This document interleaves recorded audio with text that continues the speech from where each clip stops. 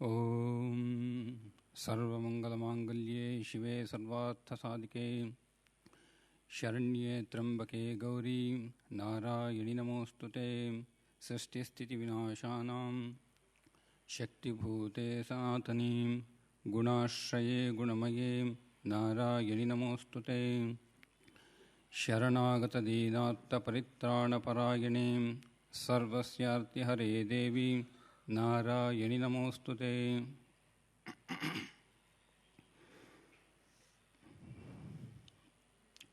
ಈಗಾಗಲೇ ಕಳೆದ ವಾರ ನಾವು ಯಾವ ವಿಚಾರವನ್ನು ಮಾತಾಡಬೇಕು ಅಂತ ಆಲೋಚನೆ ಮಾಡಿದ್ವೆವು. ಮುಖ್ಯವಾಗಿ ನಾನು ಮುಟ್ಟಿದಂತಹ ವಿಚಾರ ಸ್ವಾಮಿ ವಿವೇಕಾನಂದರ ಅನುಷ್ಠಾನ ವೇದಾಂತ. ಯಾಕೆ ಅನುಷ್ಠಾನ ವೇದಾಂತವನ್ನು ತಗೊಂಡಿದ್ದು ಅಂತಂದರೆ, ಈಚೆಗೆ ನಮ್ಮದು ವಿವೇಕಾನಂದರ ಸಂಬಂಧಪಟ್ಟಂಥ ವಿಚಾರಗಳು ಸ್ವಲ್ಪ ಕಡಿಮೆ ಆಗಿದೆ ಅಂತ ನನ್ನ ಒಂದು ವೈಯಕ್ತಿಕ ಭಾವನೆ ಇದ್ದದ್ದರಿಂದ ನಾನು ಈ ಅನುಷ್ಠಾನ ವೇದಾಂತದ ಹಿನ್ನೆಲೆಯಲ್ಲಿ ಸ್ವಾಮಿ ಕಲ್ಯಾಣಾನಂದರು ಮತ್ತು ಸ್ವಾಮಿ ನಿಶ್ಚಯಾನಂದರು ಇವರ ಜೀವನವನ್ನು ಪರಿಶೀಲನೆ ಮಾಡುವ ಅಂಥ ವಿಚಾರದಲ್ಲಿ ಈ ಒಂದು ಅನುಷ್ಠಾನ ವೇದಾಂತವನ್ನು ನಾನು ಆರಿಸ್ಕೊಂಡಿದ್ದು. ಕಳೆದ ವಾರ ನಾವು ಈ ಅನುಷ್ಠಾನ ವೇದಾಂತದ ತತ್ವವನ್ನು ಸ್ವಲ್ಪ ಮಟ್ಟಿಗೆ ಪರಿಶೀಲನೆ ಮಾಡಿದ್ವು. ಇವತ್ತು ಜೀವನಕ್ಕೆ ಹೋಗುವ ಮುನ್ನ ಇನ್ನೂ ಒಂದು ಎರಡು ಮುಖ್ಯವಾದ ವಿಚಾರಗಳನ್ನ ಹೇಳಬೇಕು ಅಂತ ಅನ್ನಿಸ್ತು. ಅದು ಹೇಳಿ ನಂತರ ನಾನು ಜೀವನಕ್ಕೆ ಬರ್ತೇನೆ. ಅದಕ್ಕೂ ಮುನ್ನ ನಾವು ಏನು ಒಂದು 50-55 ನಿಮಿಷ ಕಳೆದ ವಾರ ಹೇಳಿದ್ವೋ ಅದನ್ನು ಸಂಕ್ಷಿಪ್ತವಾಗಿ ಸುಮಾರು ಒಂದು 5 ನಿಮಿಷ ಕಾಲದಲ್ಲಿ, ಹೆಚ್ಚು ಒಂದು 6 ನಿಮಿಷದಲ್ಲಿ ನಾನು ಅದನ್ನು ವಿಚಾರವನ್ನು ಸಂಕ್ಷಿಪ್ತವಾಗಿ ಸಮರಿ ಹೇಳಿಬಿಟ್ಟು ಆಮೇಲೆ ಇವತ್ತಿಗೆ ಬರ್ತೇನೆ. ನಾವು ನಮ್ಮ ಅಂಶವನ್ನು ಪ್ರಾರಂಭ ಮಾಡಿದ್ದು ಶ್ರೀರಾಮಕೃಷ್ಣ ವಾಣಿಯಾದಂತಹ ವೈಷ್ಣವ ಸಿದ್ಧಾಂತವಾದಂತಹ ಚೈತನ್ಯ ಮಹಾಪ್ರಭು ತನ್ನ ಶಿಷ್ಯನಾದ ಸನಾತನಿಗೆ ಹೇಳಿದಂತಹ ವಾಕ್ಯವನ್ನು ತಗೊಂಡ್ವು. ಜೀವೇ ದೇವ ನಾಮೇ ರುಚಿ ವೈಷ್ಣವ ಸೇವಾನ್ ಇಹವಿನ ಧರ್ಮನಾಯಿ ಶುನ್ ಸನಾತನ್. ಇದನ್ನು ನಾವು ಮೊದಲಿಗೆ ತಗೊಂಡಿದ್ದು ಶ್ರೀರಾಮಕೃಷ್ಣರು ಮಾತಾಡೋ ಸಂದರ್ಭದಲ್ಲಿ ದಕ್ಷಿಣೇಶ್ವರದಲ್ಲಿ ಎದುರುಗಡೆ ನರೇಂದ್ರ ಇದ್ದಾಗ ಈ ಮಾತನ್ನು ಹೇಳಿದಾಗ ಶ್ರೀರಾಮಕೃಷ್ಣರು ಒಂದು ವಾಕ್ಯವನ್ನು ಹೇಳ್ತಾರೆ, ಜೀವೇ ದಯಾ ಅಲ್ಲ ಜೀವೇ ಸೇವಾ. ಇದನ್ನು ಹೇಳಿದ ಮೇಲೆ ನರೇಂದ್ರನಾಥ ಇದಕ್ಕೆ ಒಂದು ಹೊಸ ಬೆಳಕನ್ನು ಕಂಡೆ ಅಂತ ಹೇಳಿ ಜ್ಞಾನ, ಭಕ್ತಿ, ಯೋಗ, ಕರ್ಮ ಈ 4 ಯೋಗದ ಸಮನ್ವಯವನ್ನು ಈ ಒಂದು ವಾಕ್ಯದಲ್ಲಿ ನಾವು ಕಾಣ್ಬೋದು ಅಂತ ಬಹಳ ಅದ್ಭುತವಾಗಿ ಅವನು ವ್ಯಾಖ್ಯಾನ ಮಾಡಿ ತೋರಿಸ್ತಾನೆ.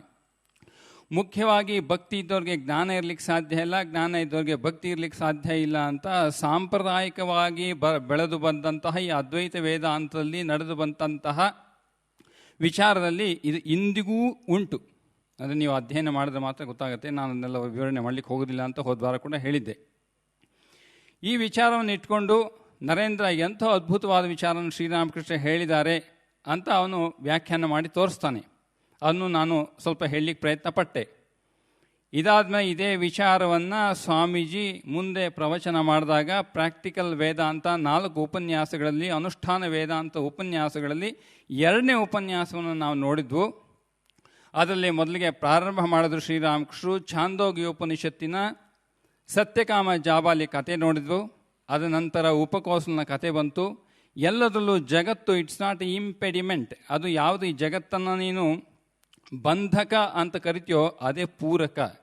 ಸಾಧನಾ ಹಂತದಲ್ಲಿ ಜ್ಞಾನ ಮಾರ್ಗ ಯಾವುದನ್ನು ಅವನು ಬಂಧನಕಾರಿ ಅಂತ ಭಾವಿಸ್ತಾನೋ ಅದೇ ಜಗತ್ತು ಪೂರಕವಾಗತ್ತೆ ಯಾವಾಗ ಜೀವೇ ಸೇವಾ ಇದ್ದಾಗ, ದಾಯ ಇದ್ದಾಗಲ್ಲ. ಇದನ್ನು ನಾವು ಪ್ರಾಕ್ಟಿಕಲ್ ವೇದಾಂತ ಕೊನೆಗೆ 2 ವಾಕ್ಯವನ್ನು ಓದಿದ್ವೆವು.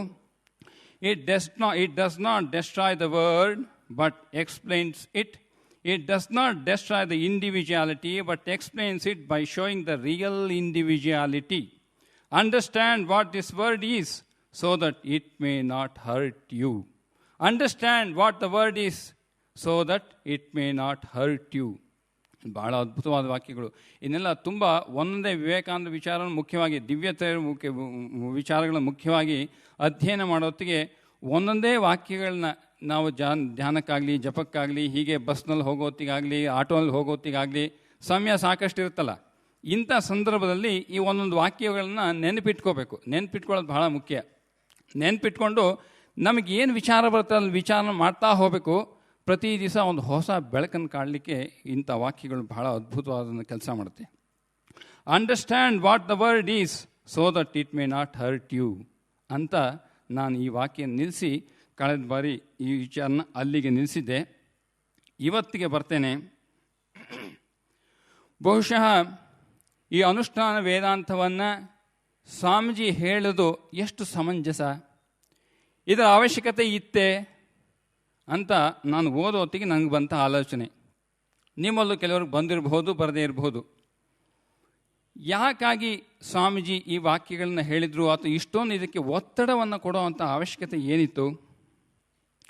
ಯಾಕಂದರೆ ಇಲ್ಲಿಯವರೆಗೂ ಅದ್ವೈತ ವೇದಾಂತದ ತತ್ವ ಅಂದರೆ ಬರೀ ಸನ್ಯಾಸಿಗಳಿಗೆ ಮಾತ್ರ ಯೋಗ್ಯ, ಕಾಡುಗಳಲ್ಲಿ ಇರಲಿಕ್ಕೆ ಮಾತ್ರ ಯೋಗ್ಯ, ಅಥವಾ ಗುಹೆಗಳಲ್ಲಿ ಇರಲಿಕ್ಕೆ ಮಾತ್ರ ಯೋಗ್ಯ, ಅಥವಾ ಆಶ್ರಮಗಳಿಗೆ ಮಾತ್ರ ಸೀಮಿತ, ಸಮಾಜಕ್ಕೂ ಹಾಗೂ ರಾಷ್ಟ್ರ ನಿರ್ಮಾಣಕ್ಕೂ ಸಮಾಜ ನಿರ್ಮಾಣಕ್ಕೂ ಅದ್ವೈತ ವೇದಾಂತಕ್ಕೂ ಯಾವುದೇ ಸಂಬಂಧ ಇಲ್ಲ ಅಂತ ಕಲ್ಪನೆ ಇಂದಿಗೂ ಜನರಲ್ಲಿ ಉಂಟು.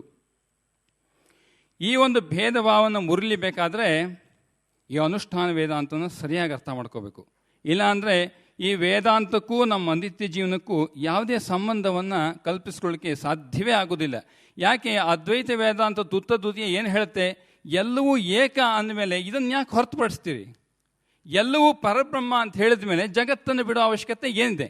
ಆಂತರ್ಯದಲ್ಲಿ ವೈರಾಗ್ಯದಿಂದ ಬಿಡಬೇಕಾದ್ದು ಸತ್ಯವಾದದ್ದಾದರೂ ಕೂಡ ಆಂತರ್ಯದಲ್ಲಿ ಆತ ಭಾವಿಸಬೇಕು, ಈ ಜಗತ್ತು ಕೂಡ ಪರಮಾತ್ಮನಿಂದ ಹೊರತಾದದ್ದಲ್ಲ.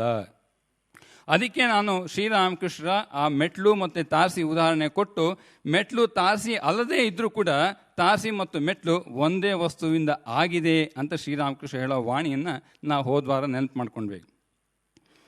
ಒಮ್ಮೆ ಸ್ವಾಮಿ ವಿವೇಕಾನಂದ ಸ್ವರೂಪಾನಂದ ಜೊತೆ ಮಾತಾಡೋತ್ತಿಗೆ, ಸ್ವರೂಪಾನಂದ ನಿಮ್ಗೆ ಗೊತ್ತಿರ್ಬೋದು, ಈ ಚೆನ್ನೈನಲ್ಲಿ ಅಂದರೆ ಆಗಿನ ಮಡ್ರಾಸ್, ಸ್ವಾಮಿ ವಿವೇಕಾನಂದರು ಪ್ರಬುದ್ಧ ಭಾರತ ಮ್ಯಾಗಝೀನ್ ಆ ಪತ್ರಿಕೆಯನ್ನು ಬಿಡುಗಡೆ ಮಾಡಿದ್ಮೇಲೆ ರಾಜಾರಾಮ ಅಯ್ಯರ್ ತೀರ್ ಹೋಗ್ತಾರೆ. ಅವರೇ ಮೊದಲನೇ ಎಡಿಟರ್, ಸಂಪಾದಕರು.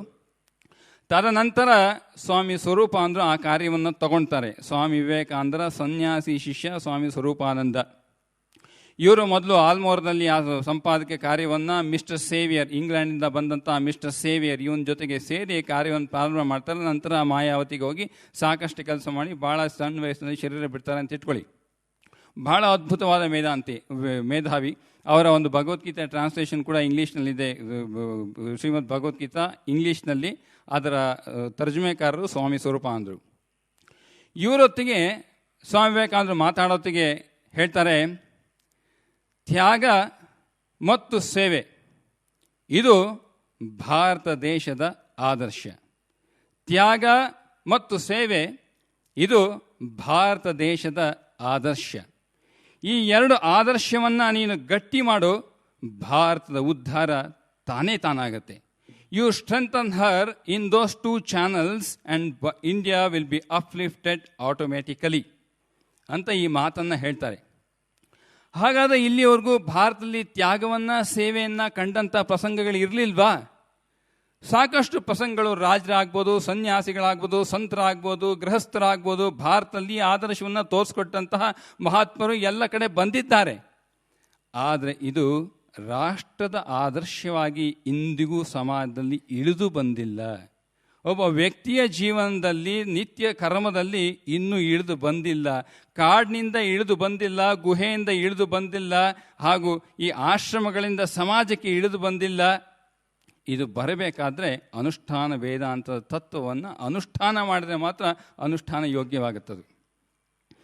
ಈ ವಿಚಾರ ಯಾಕೆ ಹೇಳಬೇಕು ಅಂತ ನಾನು ಮುಖ್ಯವಾಗಿ ಅಂದ್ಕೊಂಡಿದ್ದು ಅಂದರೆ, ಭಾಳ ವರ್ಷಗಳ ಹಿಂದೆ ಈ ಇತಿಹಾಸವನ್ನು ಓದೋ ಹೊತ್ತಿಗೆ ನಾನು ಅದರಲ್ಲೂ ಅದಕ್ಕೆ ಸಂಬಂಧಪಟ್ಟಂತೆ ನಾನು ಶಾರದಾ ಅಂದ್ರ ಒಂದು ಪುಸ್ತಕವನ್ನು ಓದ್ತಾ ಇದ್ದೆ, ದ ಎಸೆನ್ಸ್ ಆಫ್ ಗೀತಾ. ಆ ಪುಸ್ತಕ ಹೆಸರು ಎಸೆನ್ಸ್ ಆಫ್ ಗೀತಾ.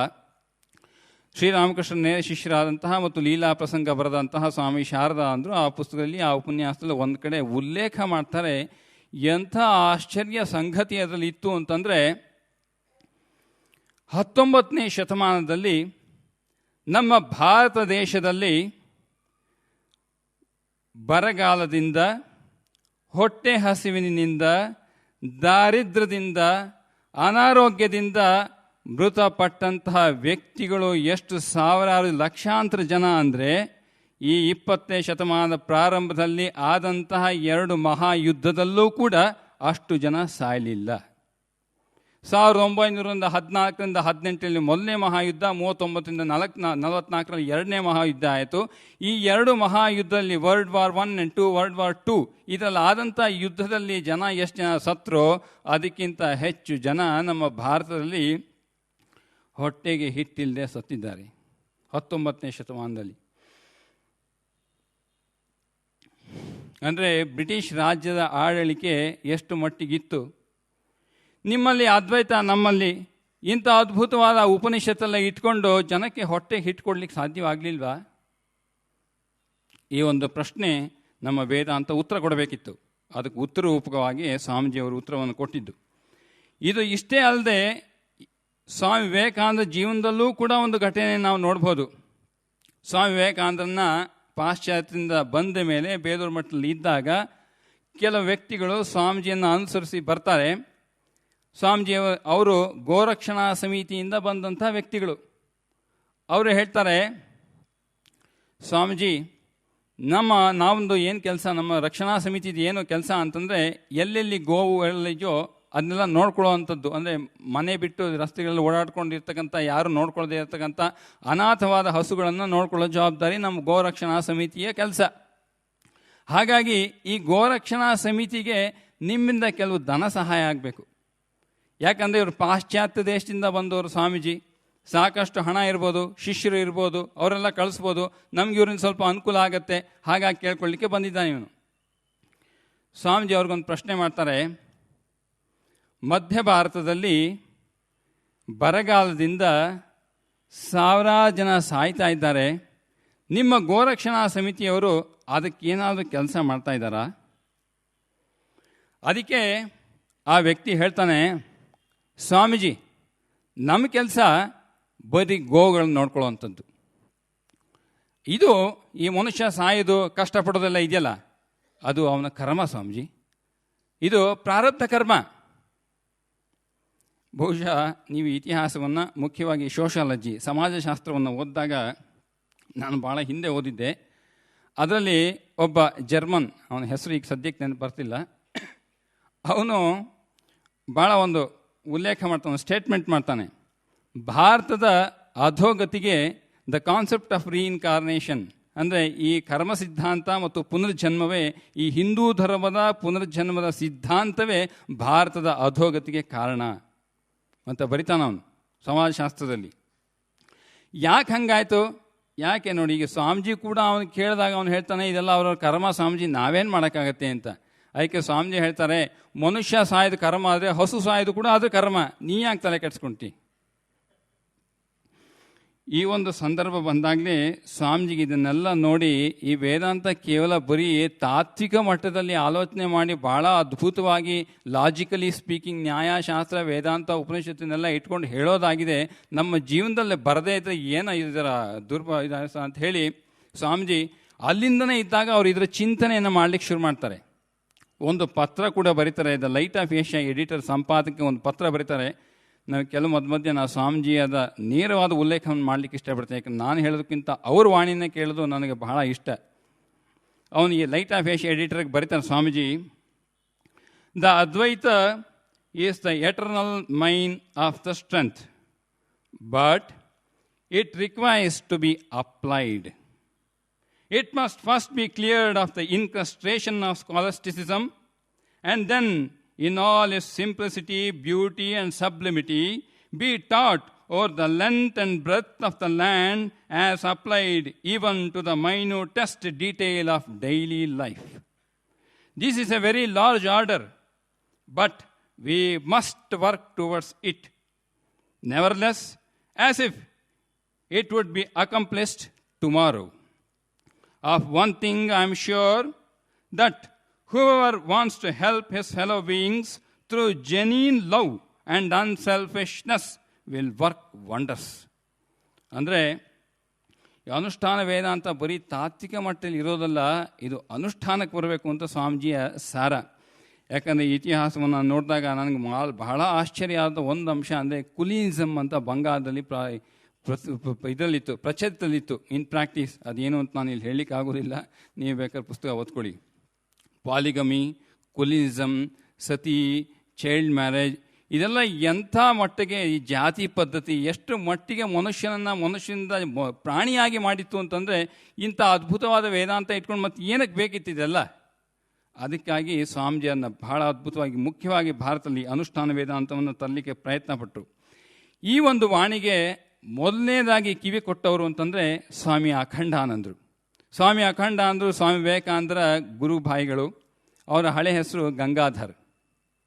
ಇವರು ಕೂಡ ಸ್ವಾಮೀಜಿಯನ್ನು ಹುಡುಕಿಕೊಂಡು ಖೇತ್ರಿಗೆ ಬಂದಾಗ, ಗುಜರಾತಿಗೆ ಖೇತ್ರಿಗೆ ಬಂದಾಗ ಅಲ್ಲಿ ಸ್ವಾಮೀಜಿಯೊಂದಿಗೆ ಒಂದಷ್ಟು ಕಾರ್ಯಗಳನ್ನು ಮಾಡಿರ್ತಾರೆ. ಈ ನಿಟ್ಟಿನಲ್ಲಿ ಜೀವ ಸೇವಾ ಕಾರ್ಯದಲ್ಲಿ ಒಂದಷ್ಟು ಕಾರ್ಯಗಳನ್ನು ಮಾಡಿರ್ತಾರೆ. ಮುಂದೆ ಸ್ವಾಮೀಜಿ ಪಾಶ್ಚಾತ್ಯ ದೇಶಕ್ಕೆ ಹೋದಾಗ ಇವರು ಸಾಕಷ್ಟು ಸಲ ಭಾರತವನ್ನು, ಇವರು ಕೂಡ ಸ್ವಾಮಿ ವಿವೇಕಾನಂದರಾಗಿ ಸಾಕಷ್ಟು ತೀರ್ಥಯಾತ್ರೆ ಮಾಡಿದವರು ಅಖಂಡ ಅಂದರು. ಇವರು ಹೀಗೆ ಮುರ್ಷಿದಾಬಾದ್, ಬಹುಶಃ ನೀವು ಮುರ್ಷಿದಾಬಾದ್ ಯಾರು ಇತಿಹಾಸ ಓದಿರೋರಿಗೆಲ್ಲ ಸಾಕಷ್ಟು ನೆನಪಿರಬೇಕು. ಅದರಲ್ಲಿ ಮುರ್ಷಿದಾಬಾದ್ ನಮ್ಮ ಬೇಲೂರು ಮಠದಿಂದ ಸುಮಾರು 4-5 ಗಂಟೆಯ ಯಾತ್ರೆ. ಆ ಕಡೆ ಹೋಗ್ತಾ ಇದ್ದಾಗ ಅಲ್ಲಿ ಜನರ ಪರಿಸ್ಥಿತಿ ಬಹಳ ದಾರಿದ್ರ್ಯ ಮತ್ತು ದುಃಖ ಮತ್ತು ಬರಗಾಲದಿಂದ ಪೀಡಿತವಾಗಿದ್ದ ಪರಿಸ್ಥಿತಿ. ಆಗ ಹೀಗೆ ಹೋಗಿ ಅವರಿಗೆ ರಾತ್ರಿ ಆಗತ್ತೆ. ಒಂದು ಮನೆ ಪಕ್ಕದಲ್ಲಿ ಹೊರಗಡೆ ಜಗಲಿ ಮೇಲೆ ಅವರು ರಾತ್ರಿಯನ್ನು ಮಲಗಿರ್ತಾರೆ. ಮಲಗಿದಾಗ ಇದ್ದಕ್ಕಿದ್ದಂಗೆ ಒಮ್ಮೆ ಎಚ್ಚರ ಆಗತ್ತೆ. ಏನಕ್ಕೆ ಎಚ್ಚರ ಆಗುತ್ತೆ ಅಂತಂದರೆ, ಯಾವುದೋ ಒಬ್ಬಳು ಮಹಿಳೆ ಜೋರಾಗಿ ಅಳುವ ಸದ್ದು, ಆ ಸದ್ದನ್ನು ಕೇಳಿ ಎದ್ದು ಕೂರ್ತಾರೆ. ಎದ್ದು ಕೂತು ನೋಡ್ತಾರೆ, ರಸ್ತೆಯಲ್ಲಿ ಆ ಮಹಿಳೆ ಅಳ್ತಾ ಇದ್ದಾಳೆ. ಅವಳೊಬ್ಬಳು ಮುಸ್ಲಿಂ ಮಹಿಳೆ. ಅವಳ ಪಕ್ಕ ಒಂದು ಮಡಿಕೆ ಒಡೆದು ಹೋಗಿದೆ, ನೀರು ರಸ್ತೆ ಚೆಲ್ಲಿದೆ. ಇಷ್ಟು ಅವರು ಕಂಡಿರ್ತಾರೆ. ಆಮೇಲೆ ಆಶ್ಚರ್ಯ ಆಗುತ್ತೆ, ಒಂದು ಮಡಿಕೆ ಹೊಡೆದು ನೀರು ಚೆಲ್ಲಿದೆ, ಅಷ್ಟೊಂದು ಜೋರಾಗಿ ಅಳುವಂಥ ಪ್ರಮೇಯ ಏನು? ಹಾಗಾಗಿ ಆಕೆನ ಕೇಳ್ತಾಳೆ, ಏನಮ್ಮ ಸುಧಾರಿಸ್ಕೊಂಡು ವಿಷಯ ಹೇಳು ಅಂತ. ಆಕೆ ಹೇಳ್ತಾಳೆ, ನೋಡಿ, ನನಗೆ ಈಚೆಗೆ ಸುಮಾರು ದಿವಸ ಆಯಿತು ನಾನು ಊಟವನ್ನು ಮಾಡದೆ. ಊಟಕ್ಕೆ ನನಗೆ ಏಕೈಕ ಆಧಾರ ಅಂದರೆ ಈ ತಣ್ಣೀರು. ಆ ತಣ್ಣೀರಲ್ಲಿ ಇಟ್ಕೊಳ್ಳಲಿಕ್ಕೆ ಏಕೈಕ ಆಧಾರ ವಸ್ತು ನನ್ನ ಮನೆಯಲ್ಲಿ ಇರ್ತಕ್ಕಂಥದ್ದು ಒಂದೇ ಒಂದು ಮಡಕೆ. ಆ ಮಡಕೆ ಒಡೆದಿದೆ, ನನಗೆ ಊಟಕ್ಕೆ ಆಧಾರವಾದಂಥ ನೀರೂ ಇಲ್ಲದಾಗಿದೆ ಅಂತ ಆಕೆ ಅಖಂಡ ಅಂದಾಗ ಹೇಳ್ತಾರೆ. ಎಂಥ ಪರಿಸ್ಥಿತಿ! ಬೆಂಗಾಲಲ್ಲಿ ನೀವೆಲ್ಲ ಇವತ್ತು ದಕ್ಷಿಣ ಭಾರತಗಳು ಎಷ್ಟೋ ಸಲ ಭಾವಿಸ್ತೇನೆ ಭಾಳ ಆರಾಮಿನ ಜನ ಅಂತ. ಹೀಗೆ ಮೊನ್ನೆ ಮಾತಾಡ್ತೀವಿ, ಹಾಗೆ ಬಂತು ಮಾತು ಉತ್ತರ ಭಾರತ. ಅದಕ್ಕೆ ನಾನು ಸಾಕಷ್ಟು, ನನಗೆ ಎಷ್ಟೋ ಸಲ ಗೊತ್ತಾಗಲಿಲ್ಲ ವಿವೇಕಾನಂದ ವಾಣಿ ಕೆಲವೆಲ್ಲ ಯಾಕೆ ಇವ್ರು ಹೀಗೆ ಹೇಳ್ತಾ ಇದ್ದಾರೆ ಅಂತ. ನನಗೊಬ್ಬರು ಹಿರಿಯ ಸ್ವಾಮಿಗಳು ಹೇಳಿದ್ರು, ಇತಿಹಾಸ ಮತ್ತು ಸಮಾಜಶಾಸ್ತ್ರವನ್ನು ಮತ್ತೆ ಓದು. ಜ್ಞಾನಯೋಗ ಅರ್ಥ ಮಾಡ್ಕೋಬೇಕಂದ್ರೆ ಪಾಶ್ಚಾತ್ಯ ತತ್ವಶಾಸ್ತ್ರ, ವೆಸ್ಟರ್ನ್ ಫಿಲಾಸಫಿ ಓದು. ಅದಕ್ಕಾಗಿ ಸ್ವಲ್ಪ ಮಟ್ಟಿಗೆ ಓದೋ ಅಂತಾಯಿತು. ಇನ್ನೂ ಪರಿಪೂರ್ಣ ಆಗಿಲ್ಲ ಅಂತ ಇಟ್ಕೊಳ್ಳಿ, ಅದು ಬೇರೆ ವಿಚಾರ. ಆದರೂ ವಿವೇಕಾನಂದ ಅರ್ಥ ಮಾಡ್ಕೋಬೇಕಂದ್ರೆ ಮುಖ್ಯವಾಗಿ ಜ್ಞಾನ ವೆಸ್ಟರ್ನ್ ಫಿಲಾಸಫಿ ಓದಬೇಕು. ಭಾರತಕ್ಕೆ ಸಂಬಂಧಪಟ್ಟ ಅಂತ ಕೆಲವು ವಿಚಾರಗಳನ್ನು ಅರ್ಥ ಮಾಡ್ಕೋಬೇಕಂದ್ರೆ ಸಮಾಜಶಾಸ್ತ್ರ ಮತ್ತು ಇತಿಹಾಸ ಓದಿದ್ರೆ ಅರ್ಥ ಆಗೋದಿಲ್ಲ. ಇಂಥ ಪರಿಸ್ಥಿತಿ ಅಖಂಡ ಅಂದ್ರೆ ಕಣ್ಣಾರೆ ಕಾಣ್ತಾರೆ. ಕಂಡು ಅವರು ಏನು ಮಾಡ್ತಾರೆ, ಕೊನೆಗೆ ಅವ್ರ ಕಿಸೆನಲ್ಲಿ ಒಂದು 4 ಆಣೆ ಇರುತ್ತೆ. 2 ಆಣೆಗೆ ಒಂದು ಮಡಕೆಯನ್ನು ಕೊಟ್ಟು ಆಕೆ ಕೊಡ್ತಾರೆ. ಇನ್ನೊಂದು 2 ಆಣೆಗೆ ಕಡಲೆಪುರಿಯನ್ನು ಕೊಡಿಸಿ ಆಕೆ ಮನೆಗೆ ಕಳಿಸ್ಕೊಡ್ತಾರೆ. ಈ ಸುದ್ದಿ ಕೇಳಿ ಇಡೀ ಹಳ್ಳಿಲಿರ್ತಕ್ಕಂಥ ಪ್ರತಿಯೊಬ್ಬ ಜನ ಕೂಡ ಇವ್ರನ್ನ ಮುತ್ತುವುದು, ನಮಗೂ ಏನಾದ್ರು ಕೊಡಿ ಸ್ವಾಮೀಜಿ, ನಮಗೂ ಏನಾದ್ರು ಕೊಡು ಸ್ವಾಮೀಜಿ ಅಂತ ಹೇಳಿದ ಮೇಲೆ ಇವರು ಭಿಕ್ಷೆಯನ್ನು ಬೇಡಿ ಒಂದಷ್ಟನ್ನು ಈ ತಿಂಡಿ ಪದಾರ್ಥಗಳನ್ನೆಲ್ಲ ಸೇರಿಸಿ ಇವ್ರಿಗೆಲ್ಲ ಹಂಚ್ತಾರೆ. ಅಲ್ಲಿಂದ ಅವರ ಈ ಜೀವ ಸೇವೆಯ ಕಾರ್ಯ ಪ್ರಾರಂಭ ಆಗತ್ತೆ. ಇವತ್ತಿಗೂ ಕೂಡ ನೀವು ಸರ್ಗಾಚಿ ಎಂಬ ಜಾಗಕ್ಕೆ ಹೋದರೆ ಅಲ್ಲಿ ಅಖಂಡ ಅಂದ್ರೆ ಪ್ರಾರಂಭ ಮಾಡಿದಂಥ ಅನಾಥಾಶ್ರಮ ಇಂದಿಗೂ ನಡೆದುಕೊಂಡು ಬರ್ತಾ ಇದೆ. ಈ ಒಂದು ಚಂದ, ಈ ಒಂದು ಕಾರ್ಯಕ್ಕೆ ಚಂದ ಎತ್ತಬೇಕಲ್ಲ. ಏನಾದ್ರು ಭಕ್ತರು ಸಹಾಯ ಮಾಡಿದ ಧನ ಸಹಾಯದ ಸನ್ಯಾಸಿ ಏನು ಮಾಡಿಯಾನು, ಈ ಚಂದ ಎತ್ತಬೇಕು ಅಂತ ಹೇಳಿ ವಿವೇಕಾನಂದರು ಕೂಡ ಸಾಕಷ್ಟು ಜನಕ್ಕೆ ಪತ್ರ ಬರೀತಾರೆ. ಅದರಲ್ಲಿ ಒಬ್ಬ ಪತ್ರ ಬರೆಯೋದು ಪ್ರಮದದಾಸ ಮಿತ್ರನಿಗೂ ಒಂದು ಪತ್ರ ಹೋಗುತ್ತೆ. ಅಖಂಡಾನದಿಂದ ಪ್ರಮದದಾಸ ಮಿತ್ರನಿಗೆ ಪತ್ರ ಹೋಗುತ್ತೆ. ಪ್ರಮದದಾಸ ಮಿತ್ರ ಯಾರಪ್ಪ ಅಂತಂದರೆ ಕಾಶಿ ಕ್ಷೇತ್ರದಲ್ಲಿ ವಾಸವಾದಂಥ ಅದ್ಭುತವಾದ ಮೇಧಾವಿಯಾದ ದೊಡ್ಡ ಪಂಡಿತ ಹಾಗೂ ಶ್ರೀಮಂತ ಕೂಡ. ಅವನು ಎಷ್ಟು ಮಟ್ಟಿಗೆ ಶ್ರೀಮಂತ ಅಂದರೆ ಇವನು ಬ್ರಿಟಿಷ್ ಸರ್ಕಾರ ಕೂಡ ಅವನು ಸಾಕಷ್ಟು ತರ್ಜುಮೆ ಕಾರ್ಯಗಳನ್ನು ಅವನ್ನ ನೇಮಿಸಿ ಸಾಕಷ್ಟು ಪುಸ್ತಕಗಳನ್ನ ಬರೆದು ಅವನು ವಿವೇಕಾನಂದರನ್ನು ಮರೆತು ಈ ಒಂದು ಹೆಸರಿಗೋಸ್ಕರ ಕೊನೆಗೆ ಅವನು ಪಾಶ್ಚಾತ್ಯ ದೇಶಕ್ಕೆ ಸ್ವಾಮಿ ಹೋದ್ಮೇಲೆ ಇವನು ಪುಸ್ತಕ ಬರ್ದಿ ಅಂತ ಪುಸ್ತಕ ಮಾತ್ರ ಪೋಸ್ಟ್ ಮಾಡ್ತಾ ಇದ್ದ ಸ್ವಾಮಿಗೆ, ಬೇರೆ ಏನು ಕೆಲಸ ಮಾಡಲಿಲ್ಲ ಅವನು. ಅವನಿಗೂ ಕೂಡ ಸ್ವಾಮೀಜಿ ಒಂದು ಪತ್ರ ಬರೆದು ಕೇಳ್ತಾರೆ, ನೀವು ದಾನ ಸಹಾಯ ಮಾಡು, ಅಖಂಡ ಅಂದ್ರೆ ಅಲ್ಲಿ ಸರ್ಗಾಚಿಲ್ ಕೆಲಸ ಮಾಡ್ತಾ ಇದ್ದಾನೆ ಅಂತ. ಅವನು ಭಾಳ ಒಂದು ಅದ್ಭುತವಾದ ಸಲಹೆ ಕೊಡ್ತಾನೆ ಸ್ವಾಮೀಜಿಗೆ, ಮುಖ್ಯವಾಗಿ ಅಖಂಡ ಅಂದ್ರಿಗೆ. ಅಲ್ಲ, ನೀವೆಲ್ಲ ಸನ್ಯಾಸಿಗಳು ಹಣ ಮುಟ್ಟಬಾರ್ದು. ನೀವು ಯಾಕೆ ಹಣ ಮುಟ್ತೀರಿ? ನಿಮಗೂ ಸಮಾಜಕ್ಕೂ ಸಂಬಂಧ ಇಲ್ಲ, ಕೆಲಸ ಬಿಟ್ಬಿಡಿ ಸ್ವಾಮೀಜಿ. ಇಲ್ಲಿ ಒಬ್ಬ ವ್ಯಕ್ತಿಗಳು ಹೊಟ್ಟೆಗೆ ಹಿಟ್ಟಿಲ್ಲದೆ ಜನ ಸಾಯುವ ಸಂದರ್ಭದಲ್ಲಿ ಇವನು ಉಪದೇಶ ಕೊಡ್ತಾ ಇದ್ದಾನೆ, ಸನ್ಯಾಸಿಗಳಿಗೆ ಹಣ ಮುಟ್ಟೋ ಹಕ್ಕಿಲ್ಲ ಅಂತ. ಅದಕ್ಕೆ ಅಖಂಡ ಅಂದರು ಅವನಿಗೊಂದು ಒಳ್ಳೆ ಪತ್ರ ಬರೀತಾರೆ. ಅದೊಂದು 4-5 ಸಾಲು ಮಾತ್ರ ಓದ್ತೇನೆ ನಾನು. I hear that God, who is present in all souls, incessantly telling me, my lad, it is man who became the Vedic seer. ಮನುಷ್ಯ ತಾನೇ ಋಷಿಯಾಗಿದ್ದು. It is as man that incarnations like Rama and Krishna were born. Rama Krishna ರಾಮಕೃಷ್ಣರು ಕೂಡ ಮನುಷ್ಯರಾಗಿ ಆ ಮಟ್ಟಕ್ಕೆ ಏರಿದಂಥವ್ರು. Do you not see how sad is the present plight of man? ಅಂತ ಮನುಷ್ಯನ ಪರಿಸ್ಥಿತಿ ಭಾರತದಲ್ಲಿ ಇವತ್ತು ಕಣ್ಣಿಗೆ ಕಾಣಿಸ್ತಾ ಇಲ್ವ ನಿನಗೆ? Can one who listens to these divine words rest in quiet anymore? This life I have sacrificed for the service of man. How many more lives I have to sacrifice for the same cause, I cannot say. ಅಂತ ಹೇಳಿ ಅವನಿಗೆ ಭಾಳ ಅದ್ಭುತವಾದ ಪತ್ರ ಬರುತ್ತೆ. ಇನ್ನು ಮುಂದೆ ಎಲ್ಲ ಹೋಗುತ್ತದು, ನಾನು ಇಲ್ಲಿ ಬಂದು ಇಷ್ಟನ್ನು ಮಾತ್ರ ಹೇಳಿಕೊಂಡೆ. ಈ ಎಲ್ಲ ವಿಚಾರ ಇದ್ದದ್ರಿಂದನೇ ಸ್ವಾಮೀಜಿಗೆ ಅನುಷ್ಠಾನ ವೇದಾಂತದ ಮತ್ತು ನಮ್ಮ ಸಮಾಜದಲ್ಲಿ ತರಬೇಕಾದ ಭಾಳ ಅತ್ಯವಶ್ಯಕತೆ ಇತ್ತು. ಇದೇ ಗಂಗಾಧರನಿಗೆ, ಅಂದರೆ ಸ್ವಾಮಿ ಅಖಂಡ ಅಂದರೆ ಇದೇ ಗಂಗಾಧರ ದಕ್ಷಿಣೇಶ್ವರಕ್ಕೆ ಶ್ರೀರಾಮಕೃಷ್ಣನ ನೋಡಲಿಕ್ಕೆ ಹೋಗ್ತಾ ಇದ್ದಾಗ ಶ್ರೀರಾಮಕೃಷ್ಣ ಅವನ್ನ ಒಮ್ಮೆ ಕರ್ಕೊಂಡು ಹೋಗ್ತಾರೆ. ಎಲ್ಲಿಗೆ? ಕಾಳಿ ಮಂದಿರದ ಗರ್ಭ ಮಂದಿರದೊಳಗೆ ಕರ್ಕೊಂಡೋಗಿ ಅವನಿಗೆ ಅಲ್ಲಿ ಇದ್ದಂಥ ಕಲ್ಲಿನ ಆ ಶಿವವನ್ನು ತೋರಿಸಿ ಹೇಳ್ತಾರೆ, ಗಂಗಾಧರ, ಇದು ಶಿವ ಕಲ್ಲಲ್ಲ, ಇದು ಸಾಕ್ಷಾತ್ ಶಿವ ಮಲಗಿದ್ದಾನೆ. ಮುಟ್ಟು ನೋಡು, ಎಷ್ಟು ಮಧುರವಾಗಿದೆ ಅವನ ಶರೀರ. ಆಮೇಲೆ ಮೂಗಿನ ಬಳ್ಳಿ ಕೈ ಹಿಡಿದು ನೋಡು, ಅವನು ಉಸಿರಾಡೋದು ಕೂಡ ಕಾಣುತ್ತೆ. ಗಂಗಾಧರ ಮುಟ್ತಾನೆ, ಅವನಿಗೆ ಸಾಕ್ಷಾತ್ ಶಿವ ಇದ್ದಂಥ ಅನುಭವ ಆಗುತ್ತೆ. ಯಾಕಂದರೆ ಅಂಥ ಮಟ್ಟದ ಗುರು, ಅನುಭಾವಿ ಗುರು, ಶ್ರದ್ಧಾವಂತ ಶಿಷ್ಯ ಎರಡು ಸೇರಿ ಶಿವನ ಸಾಕ್ಷಾತ್ಕಾರ ಅಲ್ಲಿ ಆಯಿತು. ಅದೇ ಶಿವನನ್ನು ಕಾಣಲಿಕ್ಕೆ ಸರ್ಗಾಚಿಯಲ್ಲಿ ಅನಾಥಾಶ್ರಮವನ್ನು ಸ್ವಾಮಿ ಅಖಂಡ ಅಂದರು ಪ್ರಾರಂಭ ಮಾಡಿದ್ದು.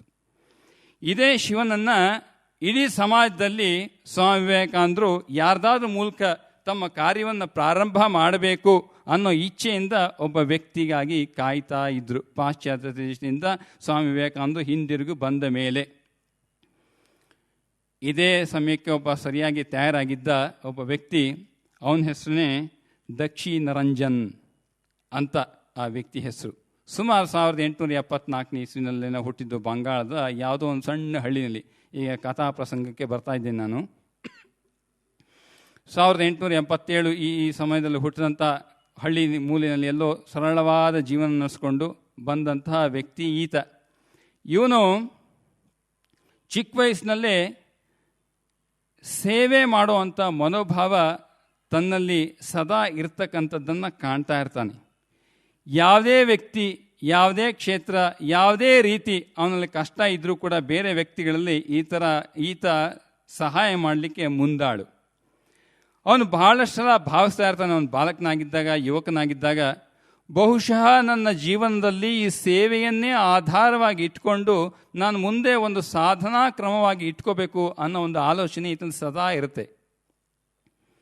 ಅದಿ ಪ್ರತಿರೂಪಕವಾಗಿ ಯಾರೋ ಒಬ್ಬರು ಅವನಿಗೆ ವಿಷಯ ತಿಳಿಸ್ತಾರೆ, ನೋಡು, ಸ್ವಾಮಿ ವಿವೇಕಾನಂದರಿಂದ ಪ್ರಾರಂಭ ಅಂತ ಒಂದು ಮಠ ಇದೆ, ಬೇಲೂರು ಅಂತ ಕರೀತಾರೆ ಆ ಕ್ಷೇತ್ರಕ್ಕೆ.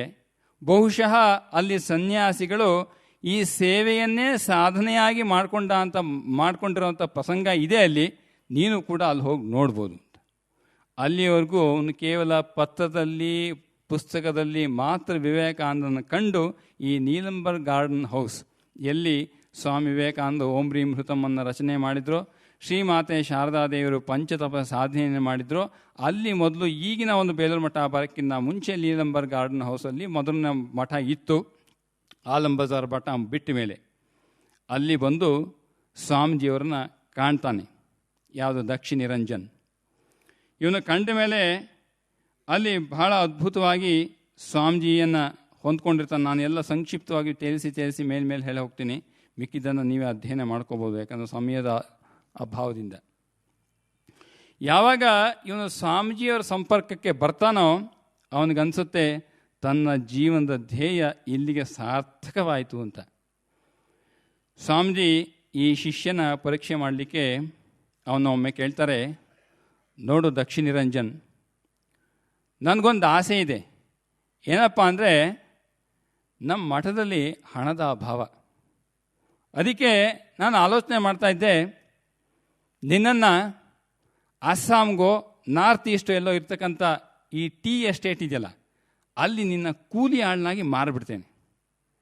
ನಿನ್ನ ಮಾರಿದ ಮೇಲೆ ನೀ ಕೂಲಿ ಆಳಾಗಿ ಏನು ಸಂಪಾದನೆ ಮಾಡ್ತೋ ಅದನ್ನ ಇಲ್ಲಿ ಕಳಿಸ್ಕೊಡು, ನಿನ್ನ ಮಾರಿದ ಹಣ ಕೂಡ ಮಠದಲ್ಲಿ ಇಟ್ಕೊಳ್ತೀನಿ, ಒಪ್ತೀಯೋ? ಇವನು ಹೇಳ್ತಾನೆ, ಸ್ವಾಮೀಜಿ ಯಾವಾಗ ನಿಮ್ಮನ್ನು ಗುರುವಾಗಿ ಸ್ವೀಕರಿಸಿ ನಿಮ್ಮನ್ನು ಬಳಿಗೆ ಬಂದೋ ನೀವು ಏನು ಹೇಳ್ತೀರೋ ಅದನ್ನು ಮಾಡ್ತೇನೆ. ಆದರೆ ಸ್ವಾಮೀಜಿ ಅವನ್ನ ಟೀ ಎಸ್ಟೇಟ್ ಮಾರಲಿಲ್ಲ, ಸಮಾಜದ ಜೀವರ ಸೇವೆಯನ್ನು ಮಾಡಲಿಕ್ಕಾಗಿ ಕಂಕಲ್ ಕಳಿಸ್ತಾರೆ ಮುಂದೆ. ಇವನ ನಿಷ್ಠೆಯನ್ನು ಕಾಣಲಿಕ್ಕೆ ಇನ್ನೊಂದು ಅದ್ಭುತವಾದ ಒಂದು ಸಂದರ್ಭ ಒದಗಿ ಬರುತ್ತೆ. ಇದೇ ಕೆಲವು ತಿಂಗಳಾದ ಮೇಲೆ ಸ್ವಾಮೀಜಿ ಈ ದಕ್ಷಿ ನಿರಂಜನ್ಗೆ ಮಂತ್ರವನ್ನು ಕೊಟ್ಟು ಸನ್ಯಾಸವನ್ನು ಕೊಡ್ತಾರೆ. ಸನ್ಯಾಸ ಆದಮೇಲೆ ದಕ್ಷಿ ನಿರಂಜನ್ ಸತ್ತು ಹೋಗ್ತಾನೆ. ಸ್ವಾಮಿ ಕಲ್ಯಾಣ ಅಂದರು ಅಲ್ಲಿ ಹುಟ್ಕೊಳ್ತಾರೆ. ಯಾಕಂದರೆ ಪೂರ್ವಾಶ್ರಮ ಅಂತಲೇ ಅದಕ್ಕೆ ಸನ್ಯಾಸರು ಹೇಳೋದು. ಯಾಕಂದರೆ ಮತ್ತೊಂದು ಶ್ರಾದ್ದ ಮಾಡಿಕೊಂಡು ಸನ್ಯಾಸ ತಗೊಳ್ಳೋದ್ರಿಂದ ಅದು ಪುನರ್ಜನ್ಮ. ಬ್ರಾಹ್ಮಣಿಗೆ ಹೇಗೆ ದ್ವಿಜ ಅಂಥೇಳಿ ಮುಂಜಿ ಆದಮೇಲೆ ಗಾಯತ್ರಿ ಆದಮೇಲೆ ಒಂದೊಂದು ಜನ್ಮ ಅಂತ ಹೇಳ್ತಾರೋ, ಸನ್ಯಾಸ ಸ್ವೀಕಾರ ಆದಮೇಲೆ ಕೂಡ ಅದೊಂದು ಇನ್ನೊಂದು ಅದ್ಭುತವಾದ ಜನ್ಮ. ಅದರಿಂದ ಅವನು ಹಳೆ ಜನ್ಮ ಹೋಯಿತು, ಹೊಸದಾಗಿ ಹುಟ್ಟಿದ ಸ್ವಾಮಿ ಕಲ್ಯಾಣಾನಂದ. ಈ ಕಲ್ಯಾಣಾನಂದನ ಕರೆದು ಸ್ವಾಮೀಜಿ ಹೇಳ್ತಾರೆ, ಆಗಿನ ಕಾಲದಲ್ಲಿ ಬೇಸಿಗೆಗಾಲ, ಸ್ವಾಮೀಜಿ ಕೂಡ ಬೇಲೂರು ಮಠದಲ್ಲಿ ಇರ್ತಾರೆ. ಅವ್ರಿಗೆ ಬಹಳಷ್ಟು ಅನಾರೋಗ್ಯ ಇರೋದ್ರಿಂದ ಆವಾಗ ಅವ್ರಿಗೆ ಮಂಜುಗಡ್ಡೆ ಬೇಕಾಗ್ತಾ ಇರುತ್ತೆ, ಐಸ್ ಕ್ಯೂಬ್ಸ್.